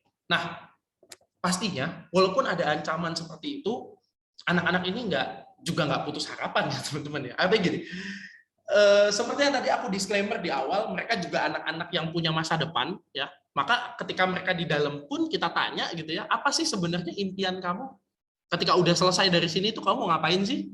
Kita nggak jarang loh nanya kayak gitu. Kita sering banget nanya kayak gitu. Kamu habis dari sini kamu ngapain? Gitu. Kita akan terus bertanya begitu. Kenapa? Karena kita ingin make sure, kita ingin memastikan bahwa anak ini ketika udah selesai, dia akan punya pola hidup yang jelas. Dia tahu habis ini, oh kalau gue nanti udah selesai dari LPKA, oke, gue mau nerusin usaha emak gue. Nanti dari usaha emak gue, kalau misalnya udah sukses, gue mau beli rumah. Nanti kalau gue udah bisa beli rumah, gue mau nikah. Nah, itu kan life plan-nya udah lebih baik. Daripada mereka, ketika mereka jawab, ya nggak tahu kak, mau lanjut sekolah kali. Nah itu bahaya juga tuh kalau kayak gitu tuh. Karena belum tentu mereka akan melakukan itu. Maka kita terus-terusan, ya istilahnya menanamkan mindset bahwa kepada mereka bahwa ya sebenarnya lo itu punya harapan gitu loh. Lo itu bukan anak yang terus serta-merta udah dibuang, enggak, lo masih punya harapan gitu loh. Nah, dari sebanyak harapan itu yang kita tampung ya, kalau nggak salah ada 80-an anak yang waktu itu kita tanya, apa sih harapan mereka? Gitu ya. Karena kalau kita jelasin 80-80-nya kan panjang ya. Jadi aku udah meringkas ini menjadi 3 poin aja. Jadi ada 3 hal, ada 3 poin yang sebenarnya menjadi inti dari harapan mereka. Yang pertama itu adalah mereka itu berusaha untuk membahagiakan orang tua. Ini udah pasti banget. Ya, mereka berusaha banget untuk membahagiakan orang tua. Gak sedikit dari mereka yang kita tanya, kamu habis ini mau ngapain? Kak, saya mau minta maaf sama orang tua saya. Kak, saya mau membahagiakan orang tua saya. Oh, itu gak sedikit yang jawab gitu. Jadi kita masukin juga bahwa ya impian mereka atau harapan mereka salah satunya adalah mereka harus membahagiakan orang tua gitu. Bahkan ada anak yang waktu itu cerita, Kak, saya kalau bisa sekarang sujud sama kaki ibu saya mau sujud Kak sama kaki ibu saya. Ada yang sampai begitu. Ya. Kemudian yang kedua, mereka juga bercerita bahwa ya mereka itu mau melanjutkan cita-cita mereka. Misalnya kayak, Kak, bahkan ada loh, ini unik ya, anak yang udah berhadapan dengan hukum, ketika kita tanya, kamu cita-citanya mau jadi apa? Kak, saya mau jadi polisi. Ini pikiranku awalnya udah negatif loh, beneran. Wah, ini anak ini mau balas dendam nih, mau nangkep-nangkepin orang, jangan-jangan dia. Gitu. Itu serius, pikiranku udah negatif aja. Tapi ketika aku tanya, kamu kenapa mau jadi polisi? Gitu. Ya, soalnya saya ngelihat, Kak, hukum di negara ini tidak adil. Jadi kamu mau jadi polisi apa mau belajar hukum? Ya belajar hukum dulu, Kak, baru jadi polisi. Bagus. Artinya bagus ya, mereka itu di situ punya cita-cita dan mereka tahu sebenarnya, oh untuk jadi cita-cita itu mereka harus apa, gitu. Itu apa namanya, salah satu juga hope ya, salah satu harapan mereka juga bahwa mereka itu ingin melanjutkan cita-cita. Ada yang mau jadi pebisnis, ada yang mau sekolah lagi, banyak cita-cita mereka banyak banget ya. Dan yang ketiga itu adalah pastinya mereka itu punya harapan untuk merubah diri menjadi lebih baik. Makanya mereka itu jujur ya, kalau kita main gitu ya, kita main ke LPKA, itu mereka senang banget sama kita, senang banget sama PKBI. Kenapa? Karena ada dua hal yang mereka senangi. Yang pertama adalah kita kalau datang bawa jajan banyak. Itu yang mereka senang ya, kita bawa makanan, bawa minuman aneh-aneh gitu, maksudnya bawa jajanan yang dari luar gitu ya, variasi gitu. Jadi mereka senang banget sama kita. Dan yang kedua adalah mereka senang. Kenapa? Karena menurut mereka kita itu bisa membantu mereka untuk merubah ya, untuk merubah diri mereka untuk jadi lebih baik. Jadi mereka tuh ketika mereka dapat materi dari kita, mereka tuh juga bukan kayak anak yang wah kakak so tahu, kakak gini, enggak. Tapi mereka tuh dengerin, bener-bener denger dan mereka meresapi itu, Kak. Dan bahkan mereka nanya loh, Kak, berarti kalau gini gimana, Kak? Kak, kalau saya pernah nemu contoh kasus kayak gini gimana? Wah, itu bahkan kadang-kadang jadi tantangan tersendiri buat kita ya, buat kita yang jawab gitu ya. Kalau jawaban gue salah bahaya nih, anak ini bisa jadi nggak bener lagi nih ke depannya nih kalau jawaban gue salah. Jadi intinya itu ya, jadi intinya mereka tuh mau banget malah ya untuk merubah diri mereka menjadi lebih baik dari sebelumnya. Itu harapan mereka ya, dari sekian banyak dari sekian banyak harapan itu ada 3 yang menjadi poin utama. Mungkin ini kayaknya di sini last slide-nya ya. Oke. Nah, ini mungkin kalau teman-teman bertanya tentang output ya, atau mungkin lesson learn tadi ya, mungkin kali dia ngomongnya lesson learn kali ya. Lesson learn tentang apa yang sudah kita dapatkan, khususnya saya gitu ya, khususnya aku sendiri, ketika kita sudah mengampu di program inklusi beberapa bulan gitu ya, kita turun ke LPKA, kita ketemu dengan mereka, kita dengerin cerita mereka, bahkan bukan hanya dari mereka, tapi dari petugas dan bahkan dari orang tuanya juga. Ini adalah kalimat yang bisa jadi ini adalah closing statement, bisa jadi ini adalah lesson learned, bisa jadi ini adalah quote-nya juga. Ya, bisa jadi ini adalah quote-nya juga. Ya, teman-teman mungkin bisa lihat di sini aku sudah menulis 3 kali kata mereka. Pertama, mereka itu bukan kriminal. Yang kedua, mereka masih memiliki masa depan. Dan yang ketiga, mereka butuh bimbingan dan pendampingan selayaknya anak-anak lain. Ini adalah 3 hal yang mungkin bisa menjadi lesson learned, bisa menjadi quote, dan bisa juga menjadi closing statement dariku juga gitu ya, sebelum nanti beralih ke sesi berikutnya. Jadi mereka bukan kriminal. Ini udah aku jelasin di depan. Kadang ada ABH ya yang masuk ke dalam itu karena salah tangkap. Saya pernah nemu kasus teman-teman, anak yang ngambil kabel data handphone. Kabel data handphone ini dia dipenjara 9 bulan. Waktu itu penjara LPKA-nya masih di Salemba. Penjara dia 9 bulan. Aku dengar cerita ini dari neneknya langsung. Gitu. Jadi kenapa? Ketika aku tanya sama neneknya, "Nek, kenapa kok dia mau ngambil kabel data handphone itu?" Ya karena dia diajak sama temennya. Temennya yang maling rumah. Gitu. Terus kalau memang diajak, kenapa dia mau, Nek? Aku bilang gitu. Ya karena dia memang butuh itu doang, Kak.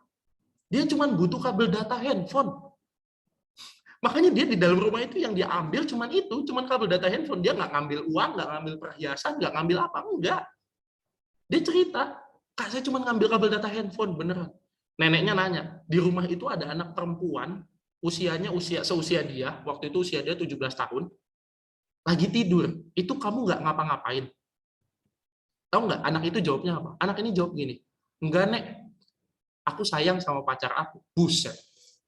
Aku mikir loh, di situ anak yang istilahnya anak ini polos sebenarnya gitu loh. Mereka bukan kriminal ya, mereka nggak jahat gitu ya. Tapi memang mereka ini salah gaul aja.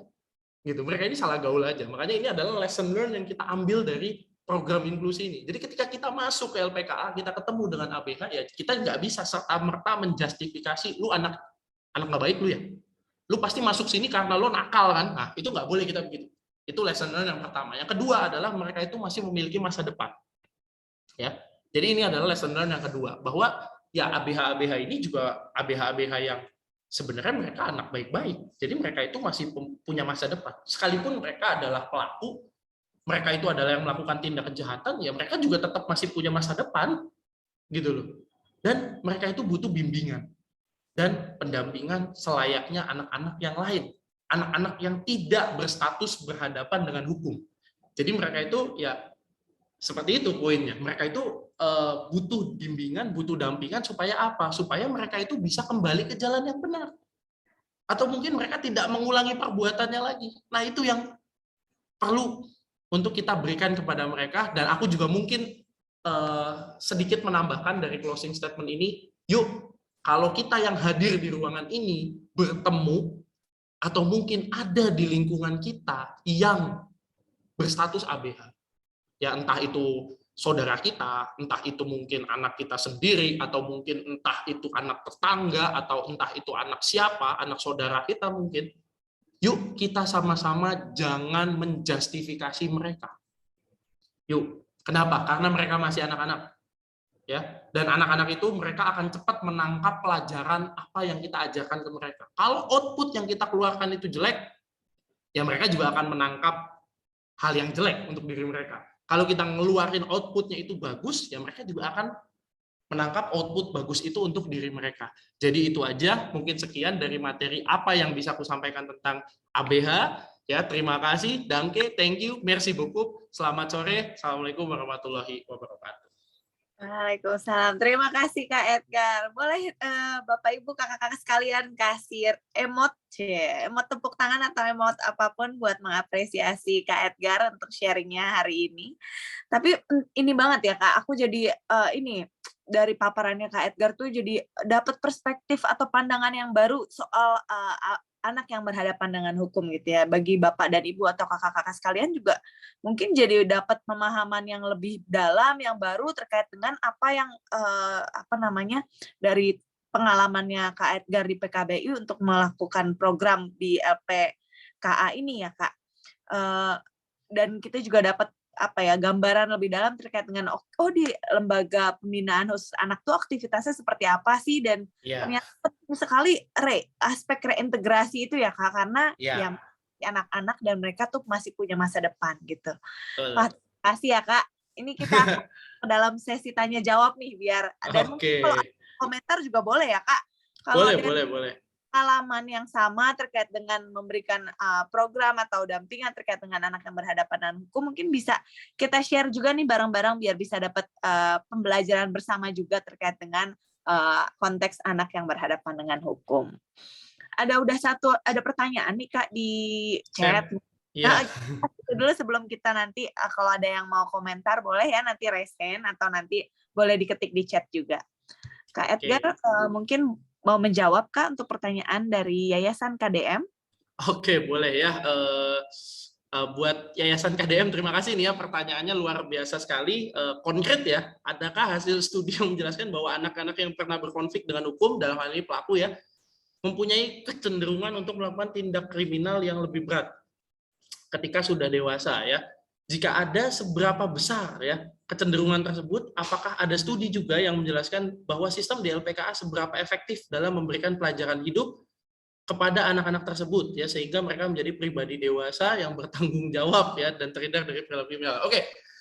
Jadi ini pertanyaannya menarik sekali ya, konkret ya. Ini tentang studi, luar biasa. Kalau memang udah tentang studi ini, saya mesti buka-buka jurnal lagi gitu ya. Dari sekian banyak jurnal yang udah pernah aku baca tentang ABH ini, memang aku harus akui gini, teman-teman dari Yayasan KDM ya, di Indonesia sendiri ya, ini mungkin bisa menjadi perhatian kita bersama juga, bukan untuk teman-teman Yayasan KDM juga, tapi mungkin untuk Bapak Ibu semua kakak-kakak yang hadir di sini, ini bisa jadi perhatian kita bersama bahwa di Indonesia ya, ini masih belum terlalu banyak adanya riset atau penelitian yang berkaitan dengan ABH. Kalau nggak percaya, cari aja di Google Scholar atau di mana, cari yang background-nya itu adalah Indonesia. Ini mungkin tidak akan terlalu banyak. Ya, kalaupun memang ada, ya ada beberapa itu biasanya fokusnya lebih banyak ke pendidikannya. Jadi bagaimana pendidikan karakter, bagaimana sistem pendidikan, bagaimana mungkin pendidikan digital di dalam itu. Dan kalau untuk menjawab pertanyaan nomor yang satu ini, studi yang menjelaskan bahwa anak yang pernah berkonflik dengan hukum mempunyai kecenderungan melakukan tindak kriminal yang lebih berat ketika sudah dewasa. Ini mungkin teman-teman bisa lari ke studi psikologis, ya. Kenapa? Karena memang ini yang bisa jawab ini biasanya anak-anak psikologi, gitu ya. Atau mungkin kalau untuk di sosiologi sendiri, kebetulan background saya sendiri, ya backgroundku sendiri adalah sosiologi.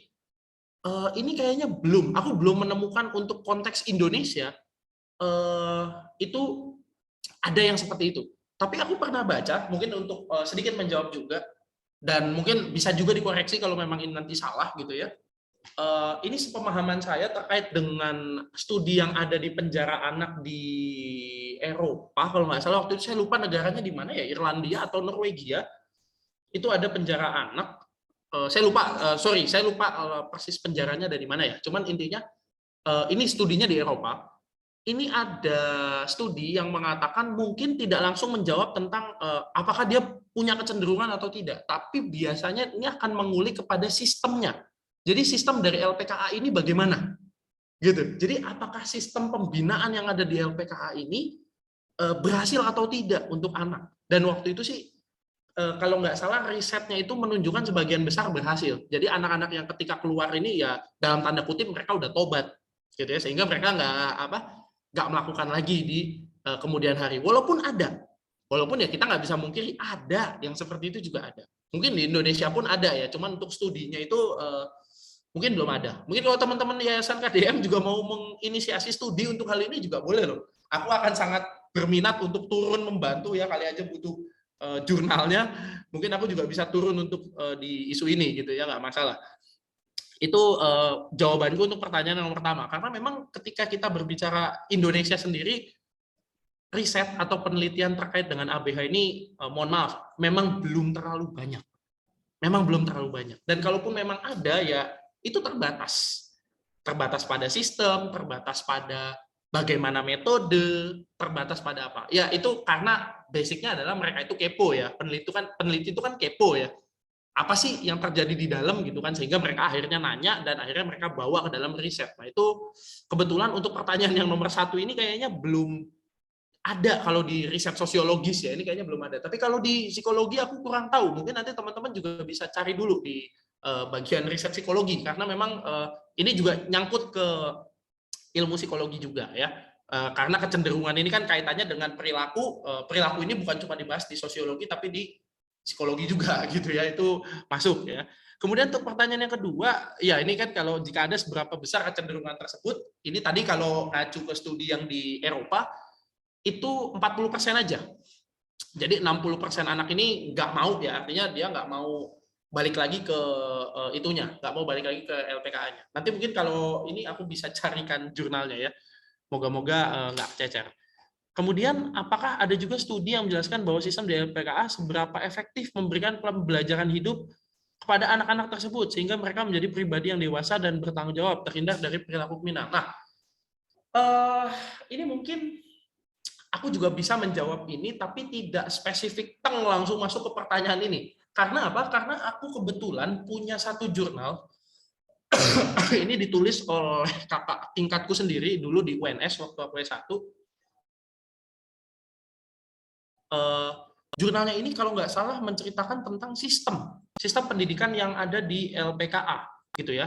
Dan kebetulan dari tulisan itu sendiri itu aku jadikan referensi, dan aku nulis juga di jurnal yang aku buat itu adalah tentang pendidikan karakter dan perubahan perilaku pada anak yang berhadapan dengan hukum. Nah itu nanti mungkin teman-teman boleh tuh searching di Google, ada tulisanku juga tentang pendidikan karakter dan perubahan perilaku pada anak yang berhadapan dengan hukum. Nah ini ada tulisanku juga di situ terkait dengan itu. Jadi ketika kita ngomongin tentang pendidikan karakter dan perubahan perilaku, ini aku mengacu pada studiku sendiri ya, mohon maaf ya, karena ini kebetulan aku yang meneliti gitu ya. ketika kita berbicara tentang pendidikan karakter ya, sebenarnya ketika kita ngomongin pendidikannya kan tadi kita udah bahas ya bahwa pendidikan yang ada di dalam LPKA ini kan luar biasa ya, artinya dia sudah menggandeng PKBM, sudah belajar juga tentang ilmu-ilmu agama, belajar juga tentang ilmu-ilmu kemanusiaan dan lain sebagainya, sehingga kalau ditanya bagaimana berapa efektif, ini aku bisa jawab ini sangat efektif. Mungkin kalau dibikin persentase, mohon maaf, aku nggak bisa bikin persentase. Kenapa? Karena penelitianku waktu itu kualitatif, gitu. Dan subjeknya itu ada di anak di LPKA Kuto Arjo. Waktu itu aku meneliti 5 anak dari sekian banyak anak. Ini kuwawancara mendalam tentang masalah perubahan perilaku setelah mendapatkan pendidikan karakter, ya. Dan mereka semua 100%, ya mungkin ini 100% ini karena mereka semua menjawab sama. Masih ada dong. Menjawab ya ini efektif, gitu. Ini efektif karena apa yang diberikan di LPKA itu mereka terapkan dalam kehidupan sehari-hari meskipun mereka berada di dalam LPKA. Nah mungkin studiku ini, penelitian yang kulakukan tadi bisa dibikin penelitian lanjutan adalah bagaimana perilaku mereka, perubahan perilaku mereka setelah keluar dari LPKA. Nah ini yang mungkin butuh riset lebih lanjut, gitu ya. Lebih butuh riset lebih lanjut. Tapi kalau aku waktu itu risetnya tentang perubahan perilaku anak yang berada di dalam LPKA. Jadi ketika mereka udah diberikan pendidikan karakter ya mereka sepakat jawab, iya pendidikan karakternya bagus, efektif, dan kita bisa menerapkan ini dengan baik di LPKA. 5 anak ini menjawab serentak sama. Itu masih ada tulisan. Jadi teman-teman mungkin boleh lihat aja tadi judulnya itu pendidikan karakter dan perubahan perilaku pada anak yang berhadapan dengan hukum, gitu ya. Itu tulisannya. Gitu. Oke, bisa Japri Kak nanti itu semua berkontak dengan PKBI implementasi program olahraga. Oke, ya ini nanti mungkin LPKA Bandung ya. Oke, ini kalau LPKA Bandung kebetulan kayaknya teman saya ada di sini nih. Saya lihat ada Indra, mana Indra? Masih ada nggak Indra nih? Oh, kayaknya udah dihukumkan nih ya Kak ya. Iya, aku tadi lihat sebenarnya ada Indra tadi, temanku dari PKBI Bandung. Cuman kayaknya Indra tadi udah keluar ya di mana di Zoom ini. Tadi sempat bergabung kayaknya, tapi udah keluar. Gitu. Tapi boleh nggak apa-apa kalau memang nanti mau dihubungkan, teman-teman dari LPKA Bandung juga biasa ngontak ya. Aku juga biasa ke Bandung buat diskusi. Jadi boleh-boleh aja ya, nggak masalah gitu ya. Mungkin itu untuk yang bisa aku jawab terkait dengan pertanyaannya dari Yayasan KDM ya, teman-teman Yayasan KDM. Luar biasa. Oke. Oh, ini Kak. Ada lagi nih. Bagaimana jika suatu daerah yang tidak memiliki tempat seperti LPKA ini, di mana ABH ditempatkan? Menurut Kakak, apakah ada hal yang kurang dari LPKA ini seperti antara peraturan hukumnya dan kenyataan di lapangan? Oke, wah ini pertanyaan yang menarik ya. Dia mencoba untuk melakukan studi implementasi nih ya namanya. Jadi regulasinya gimana? Jalannya gimana? Nah, ini pertanyaan menarik ya, karena ini cuma bisa dijawab oleh orang-orang yang biasanya udah turun ke LPKA. Kalau dia belum turun ke LPKA kan dia belum tahu nih implementasinya seperti apa.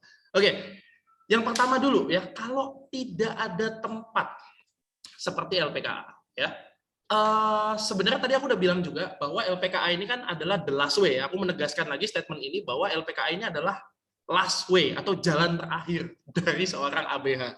Nah, selain LPKA, ada juga lembaga-lembaga pendampingan lain. Jadi misalnya kayak semacam panti rehabilitasi, mungkin kalau biasanya untuk anak-anak yang urusannya kasus narkoba ya, kalau nggak salah dia juga bisa ditempatkan di panti rehabilitasi. Kemudian juga kalau tidak salah aku nggak tahu ya ini di setiap kota atau enggak. Moga-moga Kak Marhamah ya, moga-moga juga tinggal di Jakarta supaya bisa mengcross-check, karena di Jakarta itu setahuku ada tempat penampungan anak yang diinisiasi oleh Kemensos, cuman mohon maaf aku lupa namanya, mungkin nanti teman-teman yang paham bisa lebih memvalidasi ini. Kalau tidak salah ada suatu tempat penampungan anak dari Kemensos, dan ini ditujukan untuk anak-anak yang sedang mengalami proses hukum. Jadi dia belum mendapatkan putusan. Nah, aku juga mau mendisklaimer lagi bahwa anak-anak yang ada di dalam LPKA, ya anak-anak yang ada di dalam LPKA ini adalah anak yang udah dapat putusan.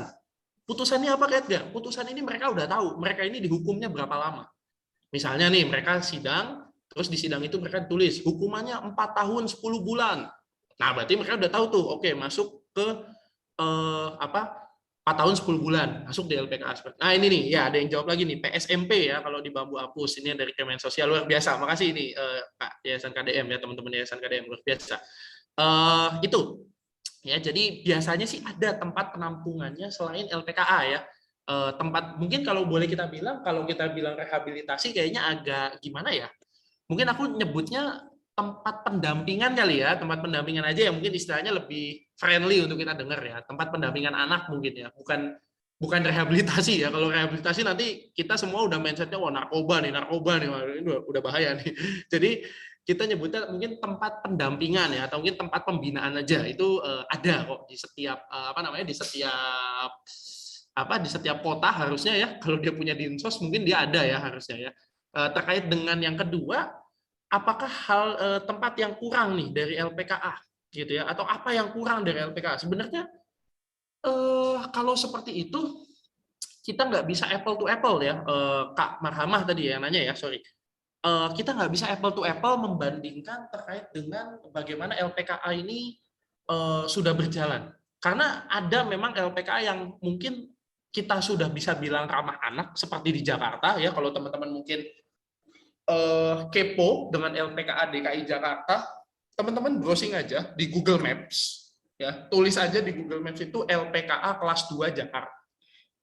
Di situ ada foto-foto, teman-teman bisa lihat foto-foto itu. Jadi kalau untuk di Jakarta sendiri, aku boleh bilang LPKA-nya ini udah cukup ramah anak. Kenapa? Karena di dalamnya itu dia tidak dikerangkeng seperti penjara yang mungkin ada di bayangan kita semua. Di bayangan kita mungkin ya kalau penjara itu ya tempat dengan besi-besi tinggi, tembok-tembok tinggi, orang nggak bisa loncat dan lain sebagainya. Tapi enggak.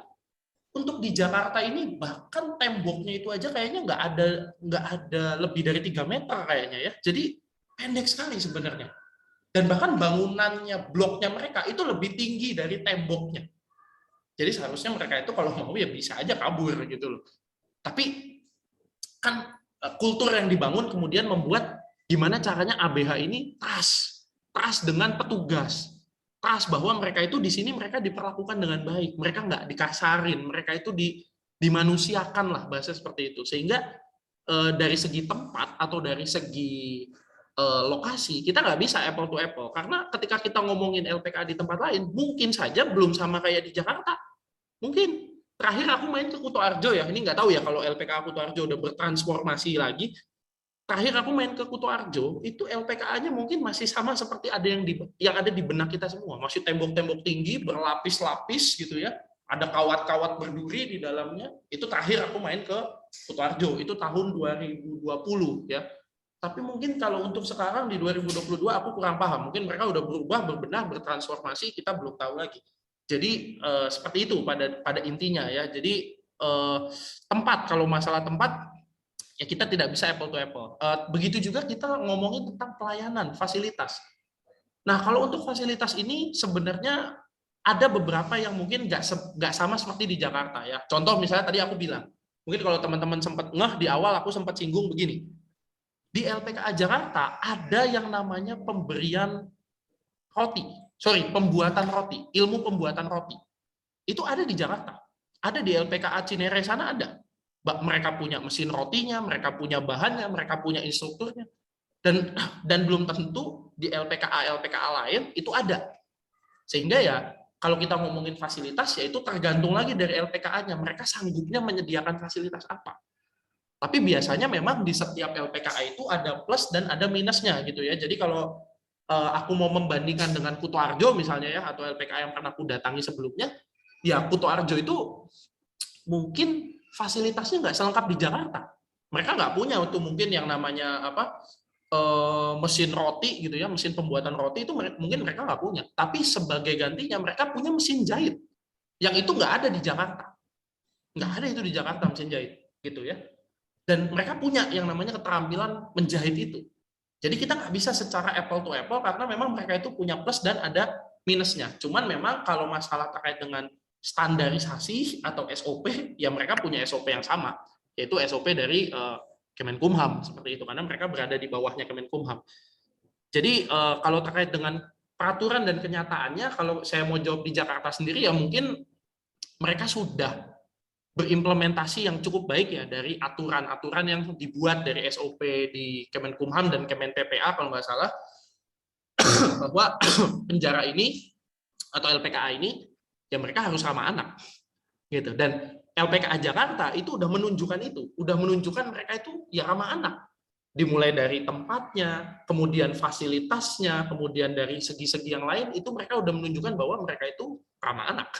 Jadi mungkin ya implementasinya sudah cukup bagus ya dari aturan ke pelaksanaan seperti itu. Itu kalau untuk di Jakarta ya, sekali lagi aku disclaimer ini untuk di Jakarta ya, luar biasa. Oke, nah ini ada lagi nih pertanyaan. Boleh ya aku bacain langsung nih ya, Kak Lydia ya? Silakan Kak. Oke, Kak, saya mau tanya satu lagi. Untuk keputusan diversi atau restorasi justice atau penempatan di LPKA itu bagaimana prosesnya?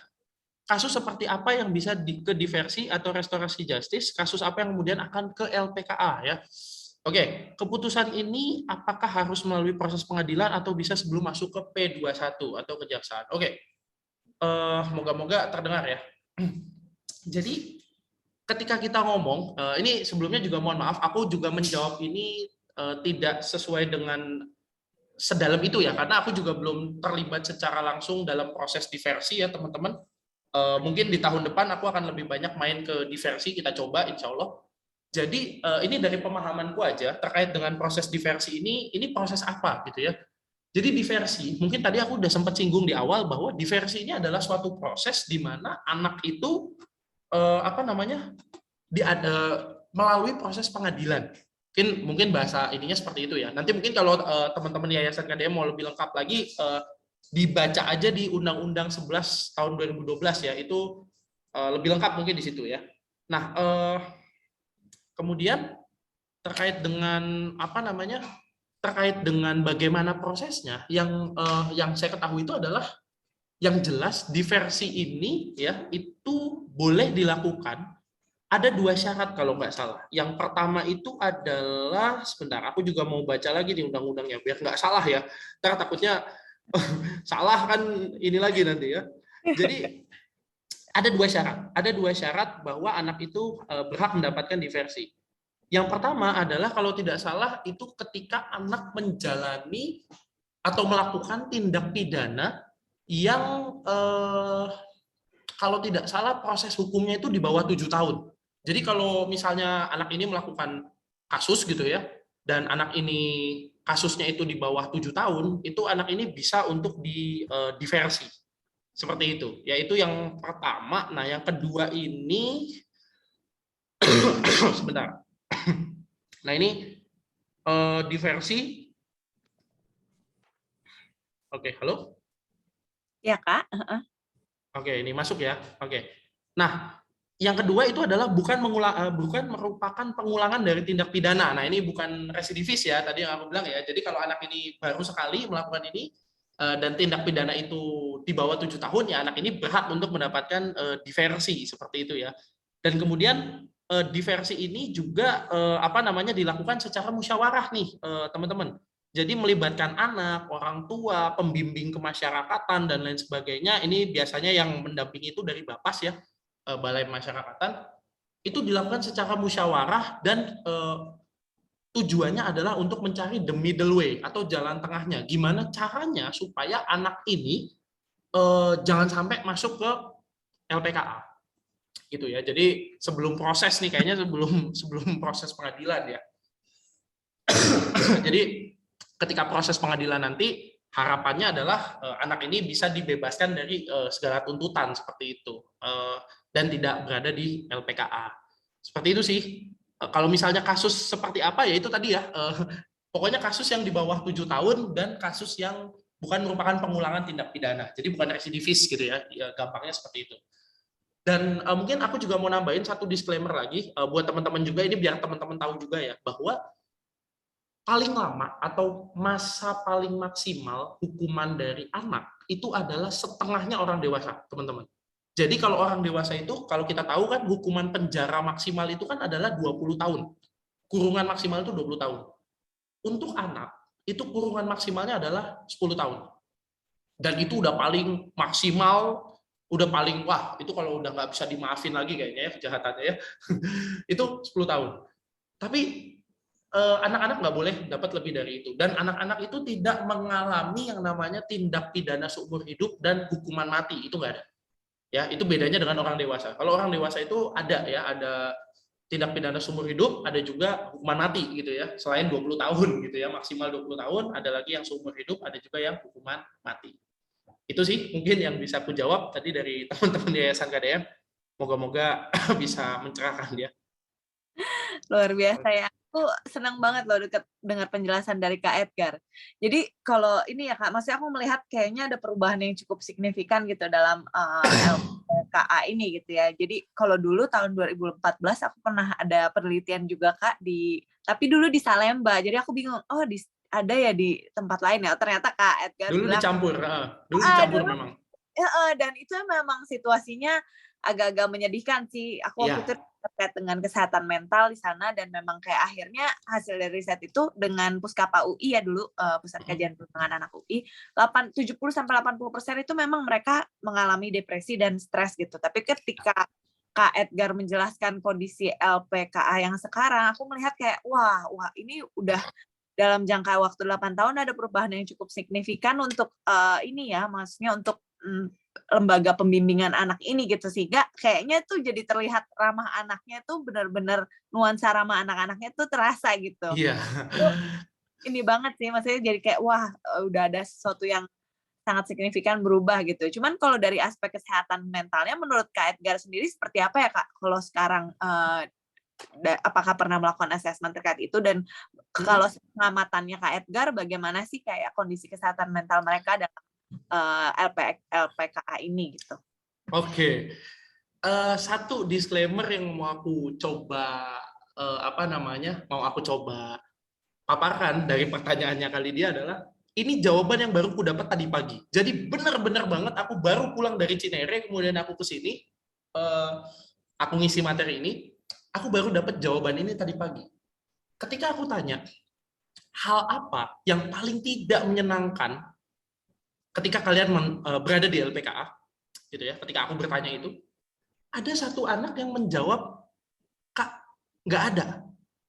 Aku coba dong cross check, nggak mungkin, masa iya nggak ada loh, orang mereka ada di lembaga yang ini total institution sekali, gitu. Masa nggak ada sih, gitu loh. Yakin nggak ada? Iya Kak, bahkan kalau bisa aku nggak mau pulang. Loh, kamu serius nggak mau pulang? Iya Kak, orang di sini aku enak banget, aku diurusin, aku makan dikasih segala macam. Wow, aku nggak expect jawaban itu. Padahal aku nggak expect jawaban itu, sama sekali nggak ada. Di ekspektasiku nggak ada. Yang aku expect itu ya cuman, ya yang nggak enak, aku dibully Kak di sini, yang nggak enak apa gitu kan. Tapi ternyata ada loh yang jawab, Kak, aku betah-betah aja kok di sini. Wow, kamu serius? Iya Kak, benar. Ini jawaban baru banget tadi pagi aku dapetin. Anak ini aku tanya ini tadi pagi, baru banget tadi pagi. Dan anak ini jawab begitu, luar biasa memang. Jadi mungkin gini, ketika ada satu faktor yang menurutku juga ini penting ya terkait dengan kesehatan mentalnya adalah ketika mereka dulu berada di Salemba, ya mereka ini bangunannya ini dicampur dengan orang dewasa. Dalam artian gini. Bloknya si anak ini kan dipisah. Jadi anak ini kalau nggak salah ada di atas, kamar-kamarnya ini di atas, dan kemudian blok orang dewasanya di bawah.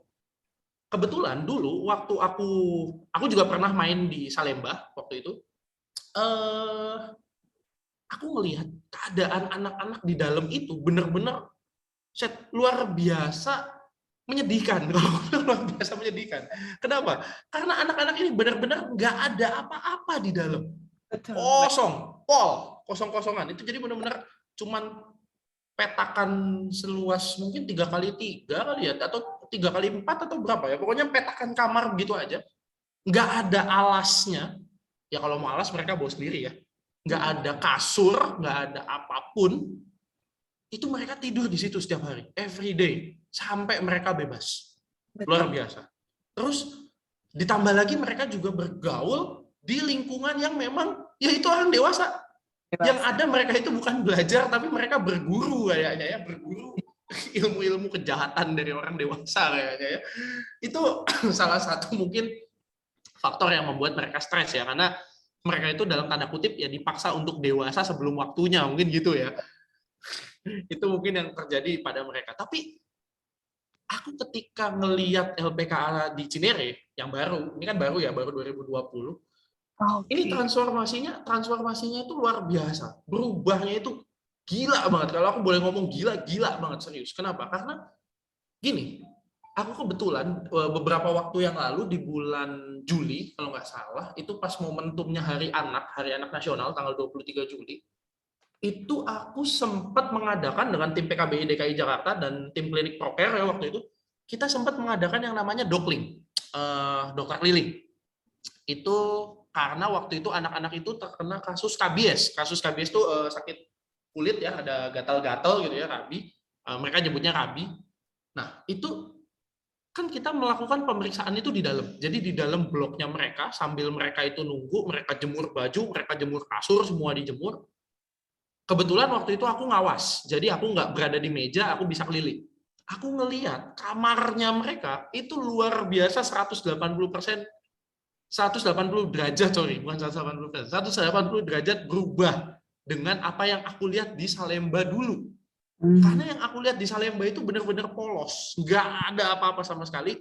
Di Cinere itu benar-benar mereka layak sekali, walaupun mereka satu kamar berempat. Itu kasurnya pakai kasur tingkat. Mereka punya kasur. Sekarang mereka punya kasur, luar biasa. Kamar mandinya aja dalam. Sorry, WC deh, bukan kamar mandi. WC-nya itu di dalam. Itu kosku juga kalah kayaknya ya. Kosku itu kayaknya dulu di UNS itu kamar mandinya luar gitu ya. Kalah loh sama bangunan mereka itu. Mereka punya lemari, cuman memang mereka itu nggak diizinin bawa alat elektronik seperti kipas, AC, itu nggak ada. Ya, tapi setidaknya dengan adanya ya tempat tidur yang layak, mungkin sanitasi yang layak juga, ya menurutku ya standarnya udah oke ya, walaupun mungkin memang masih ada yang bisa kita upgrade seperti itu. Tapi ya itu jelas udah berbalik banget 180 derajat dengan Salemba. Ini FYI aja, teman-teman mungkin kalau mau tahu, dulu ketika aku mau masuk ke Salemba, itu aku harus melewati satu buah pemeriksaan X-ray, ya kita nyebutnya X-ray ya. X-ray itu kita berdiri di sini di alat ini, kemudian kita digeser pakai alat ini secara otomatis, kita masuk ke mesin X-ray kayak kita masuk di bandara. Kalau mungkin teman-teman pernah flight ke bandara, itu kita apa namanya di sensor, bahasa gitu ya, di sensor di dalam tubuh kita tuh disensor di situ, and then kemudian baru kita boleh masuk. Itu jujur ya, dulu waktu di Salemba ada sistem begitu, itu pusing banget. Pusing banget, aku sering banget aku masuk situ, pusing banget aku. Sehingga ini kayaknya nggak bagus juga lama-lama buat tubuh gitu ya. Tapi ketika itu udah beralih ke Cinere, itu udah nggak ada. Sistem X-ray itu udah nggak ada. Jadi udah bener-bener yang namanya ya udah begini aja gitu. Maksudnya masuk aja, paling ada pengecekan badan biasa ya. Kalau pengecekan badan kan udah standarnya SOP, tapi ya udah hanya sebatas itu aja, nggak lebih dari itu. Makanya luar biasa juga transformasi dari LPKA ini terkait dengan kesehatan mentalnya juga ya, karena anak-anak itu di dalam juga nggak stres. Mereka cerita, iya Kak, pembimbing di sini baik-baik, wah Pak Udin baik banget, Bu Yuli baik banget, waduh, disebutin semua. Iya, jadi mereka juga merasa diperhatikan mungkin ya gitu. Iya. Wah, semoga menyusul di LPKA yang lain. Amin. Ini ada tambahan dari Yayasan KDM, Kak Edgar, katanya terima kasih atas penjelasannya, menarik sekali melihat permasalahan ABH ini dari berbagai aspek gitu ya. Bagaimana ketika anak jadi pelaku, hal tersebut bisa terjadi karena salah pengasuhan di keluarga, kelalaian orang tua atau wali, ataupun memang korban dari sistem sosiologis di komunitas. Wah, ini banget nih, komprehensif sekali. Background-nya saya banget kayaknya ya. Kita merangkum ke sesi ini nih kayaknya nih Kak. Iya, boleh. Silakan Kak. Ada mungkin yang mau menyampaikan pendapat lagi atau mau bertanya, mumpung kita ada narasumbernya nih, Kak Edgar. Supaya kita bisa mungkin lebih dalam lagi dapat pemahaman soal ABH. Ada lagi? Ya, boleh teman-teman ya, kalau memang masih ada yang mau ditanyakan ya. Atau boleh main-main ke PKBI DKI ya. Ketemu juga nanti mungkin sama saya, bisa janjian juga di DKI gitu. Bisa ikut ini ya Kak, Iya. ikut program yang PKBI. Iya. Mungkin kalau mau ikut inklusi ya ngobrol dulu kita ya. Ya. Karena ada trainingnya juga ya. Jadi ketika kita melatih teman-teman yang masuk ke LPK itu memang ada trainingnya. Jadi nggak bisa sembarang semuanya masuk ya. SOP-nya harus benar-benar diperhatikan juga. Termasuk tadi kita nggak boleh asal ambil foto ya. HP kita ditahan sebenarnya. Kalau kita masuk sana HP kita ditahan. Nggak sembarangan ya Kak masuk itu. Nggak bisa sembarangan gitu ya. Bahkan ketika kita bawa makanan pun kita akan dicek. Kalau makanan ini mengandung sendok atau garpu yang mungkin bisa berpotensi membahayakan, itu biasanya ditahan di depan. Gitu. Udah nggak boleh gitu. Ini banget ya, apa memang ya, tapi precaution yang memang diperlukan. Betul. Ya. Betul, ya. Oke, ini kayaknya sudah ini ya, sudah hampir 5 gitu, nggak berasa kita ngobrol-ngobrol udah hampir 2 jam. Iya. Obrolan kita hari ini soal anak dengan yang berhadapan dengan hukum, dan banyak sekali pembelajaran tadi dari Kak Edgar dan pemahaman yang baru bahwa kita mungkin bisa lebih memaknai atau melihat anak yang berhadapan dengan hukum bukan dari satu sisi aja mereka salah dan lain-lain gitu ya. Tadi udah dikuatkan juga sama omongan dari Yayasan KDM bahwa anak yang melakukan tindak kriminal atau jadi pelaku pun dia itu memang ya tadi berbeda karena ada faktor-faktor tertentu, ya bisa juga disebabkan karena salah pengasuhan ataupun dari lingkungan atau kondisi komunitas dan lain-lain yang mendorong mereka akhirnya menjadi pelaku. Dan tentunya kita harus melihat bahwa mereka masih punya masa depan, sehingga kita sebagai masyarakat pun diharapkan tidak memberikan label-label negatif yang akhirnya nanti justru tidak mendorong mereka untuk bisa kembali ke masyarakat dan bisa berkembang atau bisa mencapai cita-cita mereka gitu ya, yang mana mereka saat ini masih anak-anak gitu. Kalau misalnya kita nggak memberikan mereka masa depan, memberikan mereka kesempatan untuk meraih masa depan, tentunya itu akan jadi kerugian besar juga buat masyarakat itu sendiri ya Kak ya. Dari Kak Edgar mungkin ada kata penutup nih Kak sebelum kita akhiri sesi pada hari ini. Oke, kata penutupnya sebenarnya kayaknya udah ya tadi. Tapi nggak apa-apa ya. Tapi nggak apa-apa. Mungkin gini, mungkin sekali lagi aku mau mencoba untuk merubah ya stigma, mematahkan stigma yang sudah ada di masyarakat. Dan aku harap juga teman-teman yang ada di sini kita bisa tidak bisa melabeli orang itu dari satu sudut pandang. Ini juga kebetulan yang aku pelajari dari sosiologi yang aku pahami S1, S2, kita dari awal memang dibekali ilmu bahwa jangan sampai kamu itu menjustifikasi orang, siapapun itu, mau itu ABH, non ABH atau orang umum pada lainnya, orang umum lainnya, itu dari satu sisi. Itu artinya kita harus melihat orang ini dari dua sisi dan kita tidak boleh asal menjustifikasi orang. Sehingga dampak buruk yang mungkin diterima orang itu dan tindakan buruk yang mungkin dilakukan oleh orang itu dapat kita cegah dan mungkin juga akan bisa mengamankan diri kita. Karena apa yang akan kita tanam, itulah yang akan kita ambil di kemudian hari. Terima kasih Kak Lydia, mungkin itu aja closing statement dari aku. Terima kasih Kak Edgar. Boleh kita kasih applause lagi virtually untuk Kak Edgar. Kalau begitu saya juga izin pamit. Ya, terima kasih untuk diskusi yang seru banget pada hari ini. Saya akan kembalikan ke Mbak Lenggo. Mohon maaf jika ada kata-kata yang mungkin kurang berkenan selama diskusi pada hari ini. Assalamualaikum warahmatullahi wabarakatuh. Waalaikumsalam warahmatullahi wabarakatuh. Terima kasih banyak Kak Lydia, Kak Edgar atas sharingnya sore hari ini. Diskusinya yang menarik sore hari ini. Terima kasih juga rekan-rekan dan kakak-kakak yang sudah bersedia mendengarkan diskusi ini sampai selesai. Mungkin sebelum ditutup, saya mohon izin untuk foto bersama terlebih dahulu. Untuk rekan-rekan dan kakak-kakak yang bersedia mengaktifkan kameranya, silakan. Kami tunggu untuk sesi fotonya.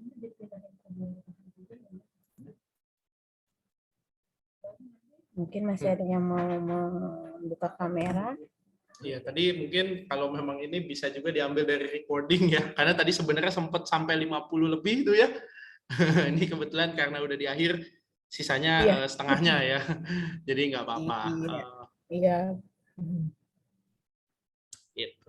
Oke, saya mulai foto. Ini ada 2 slide sih. Nah, untuk slide yang pertama terlebih dahulu, ya mungkin masih ada yang mau buka. Ya, saya hitung 1, 2, 3.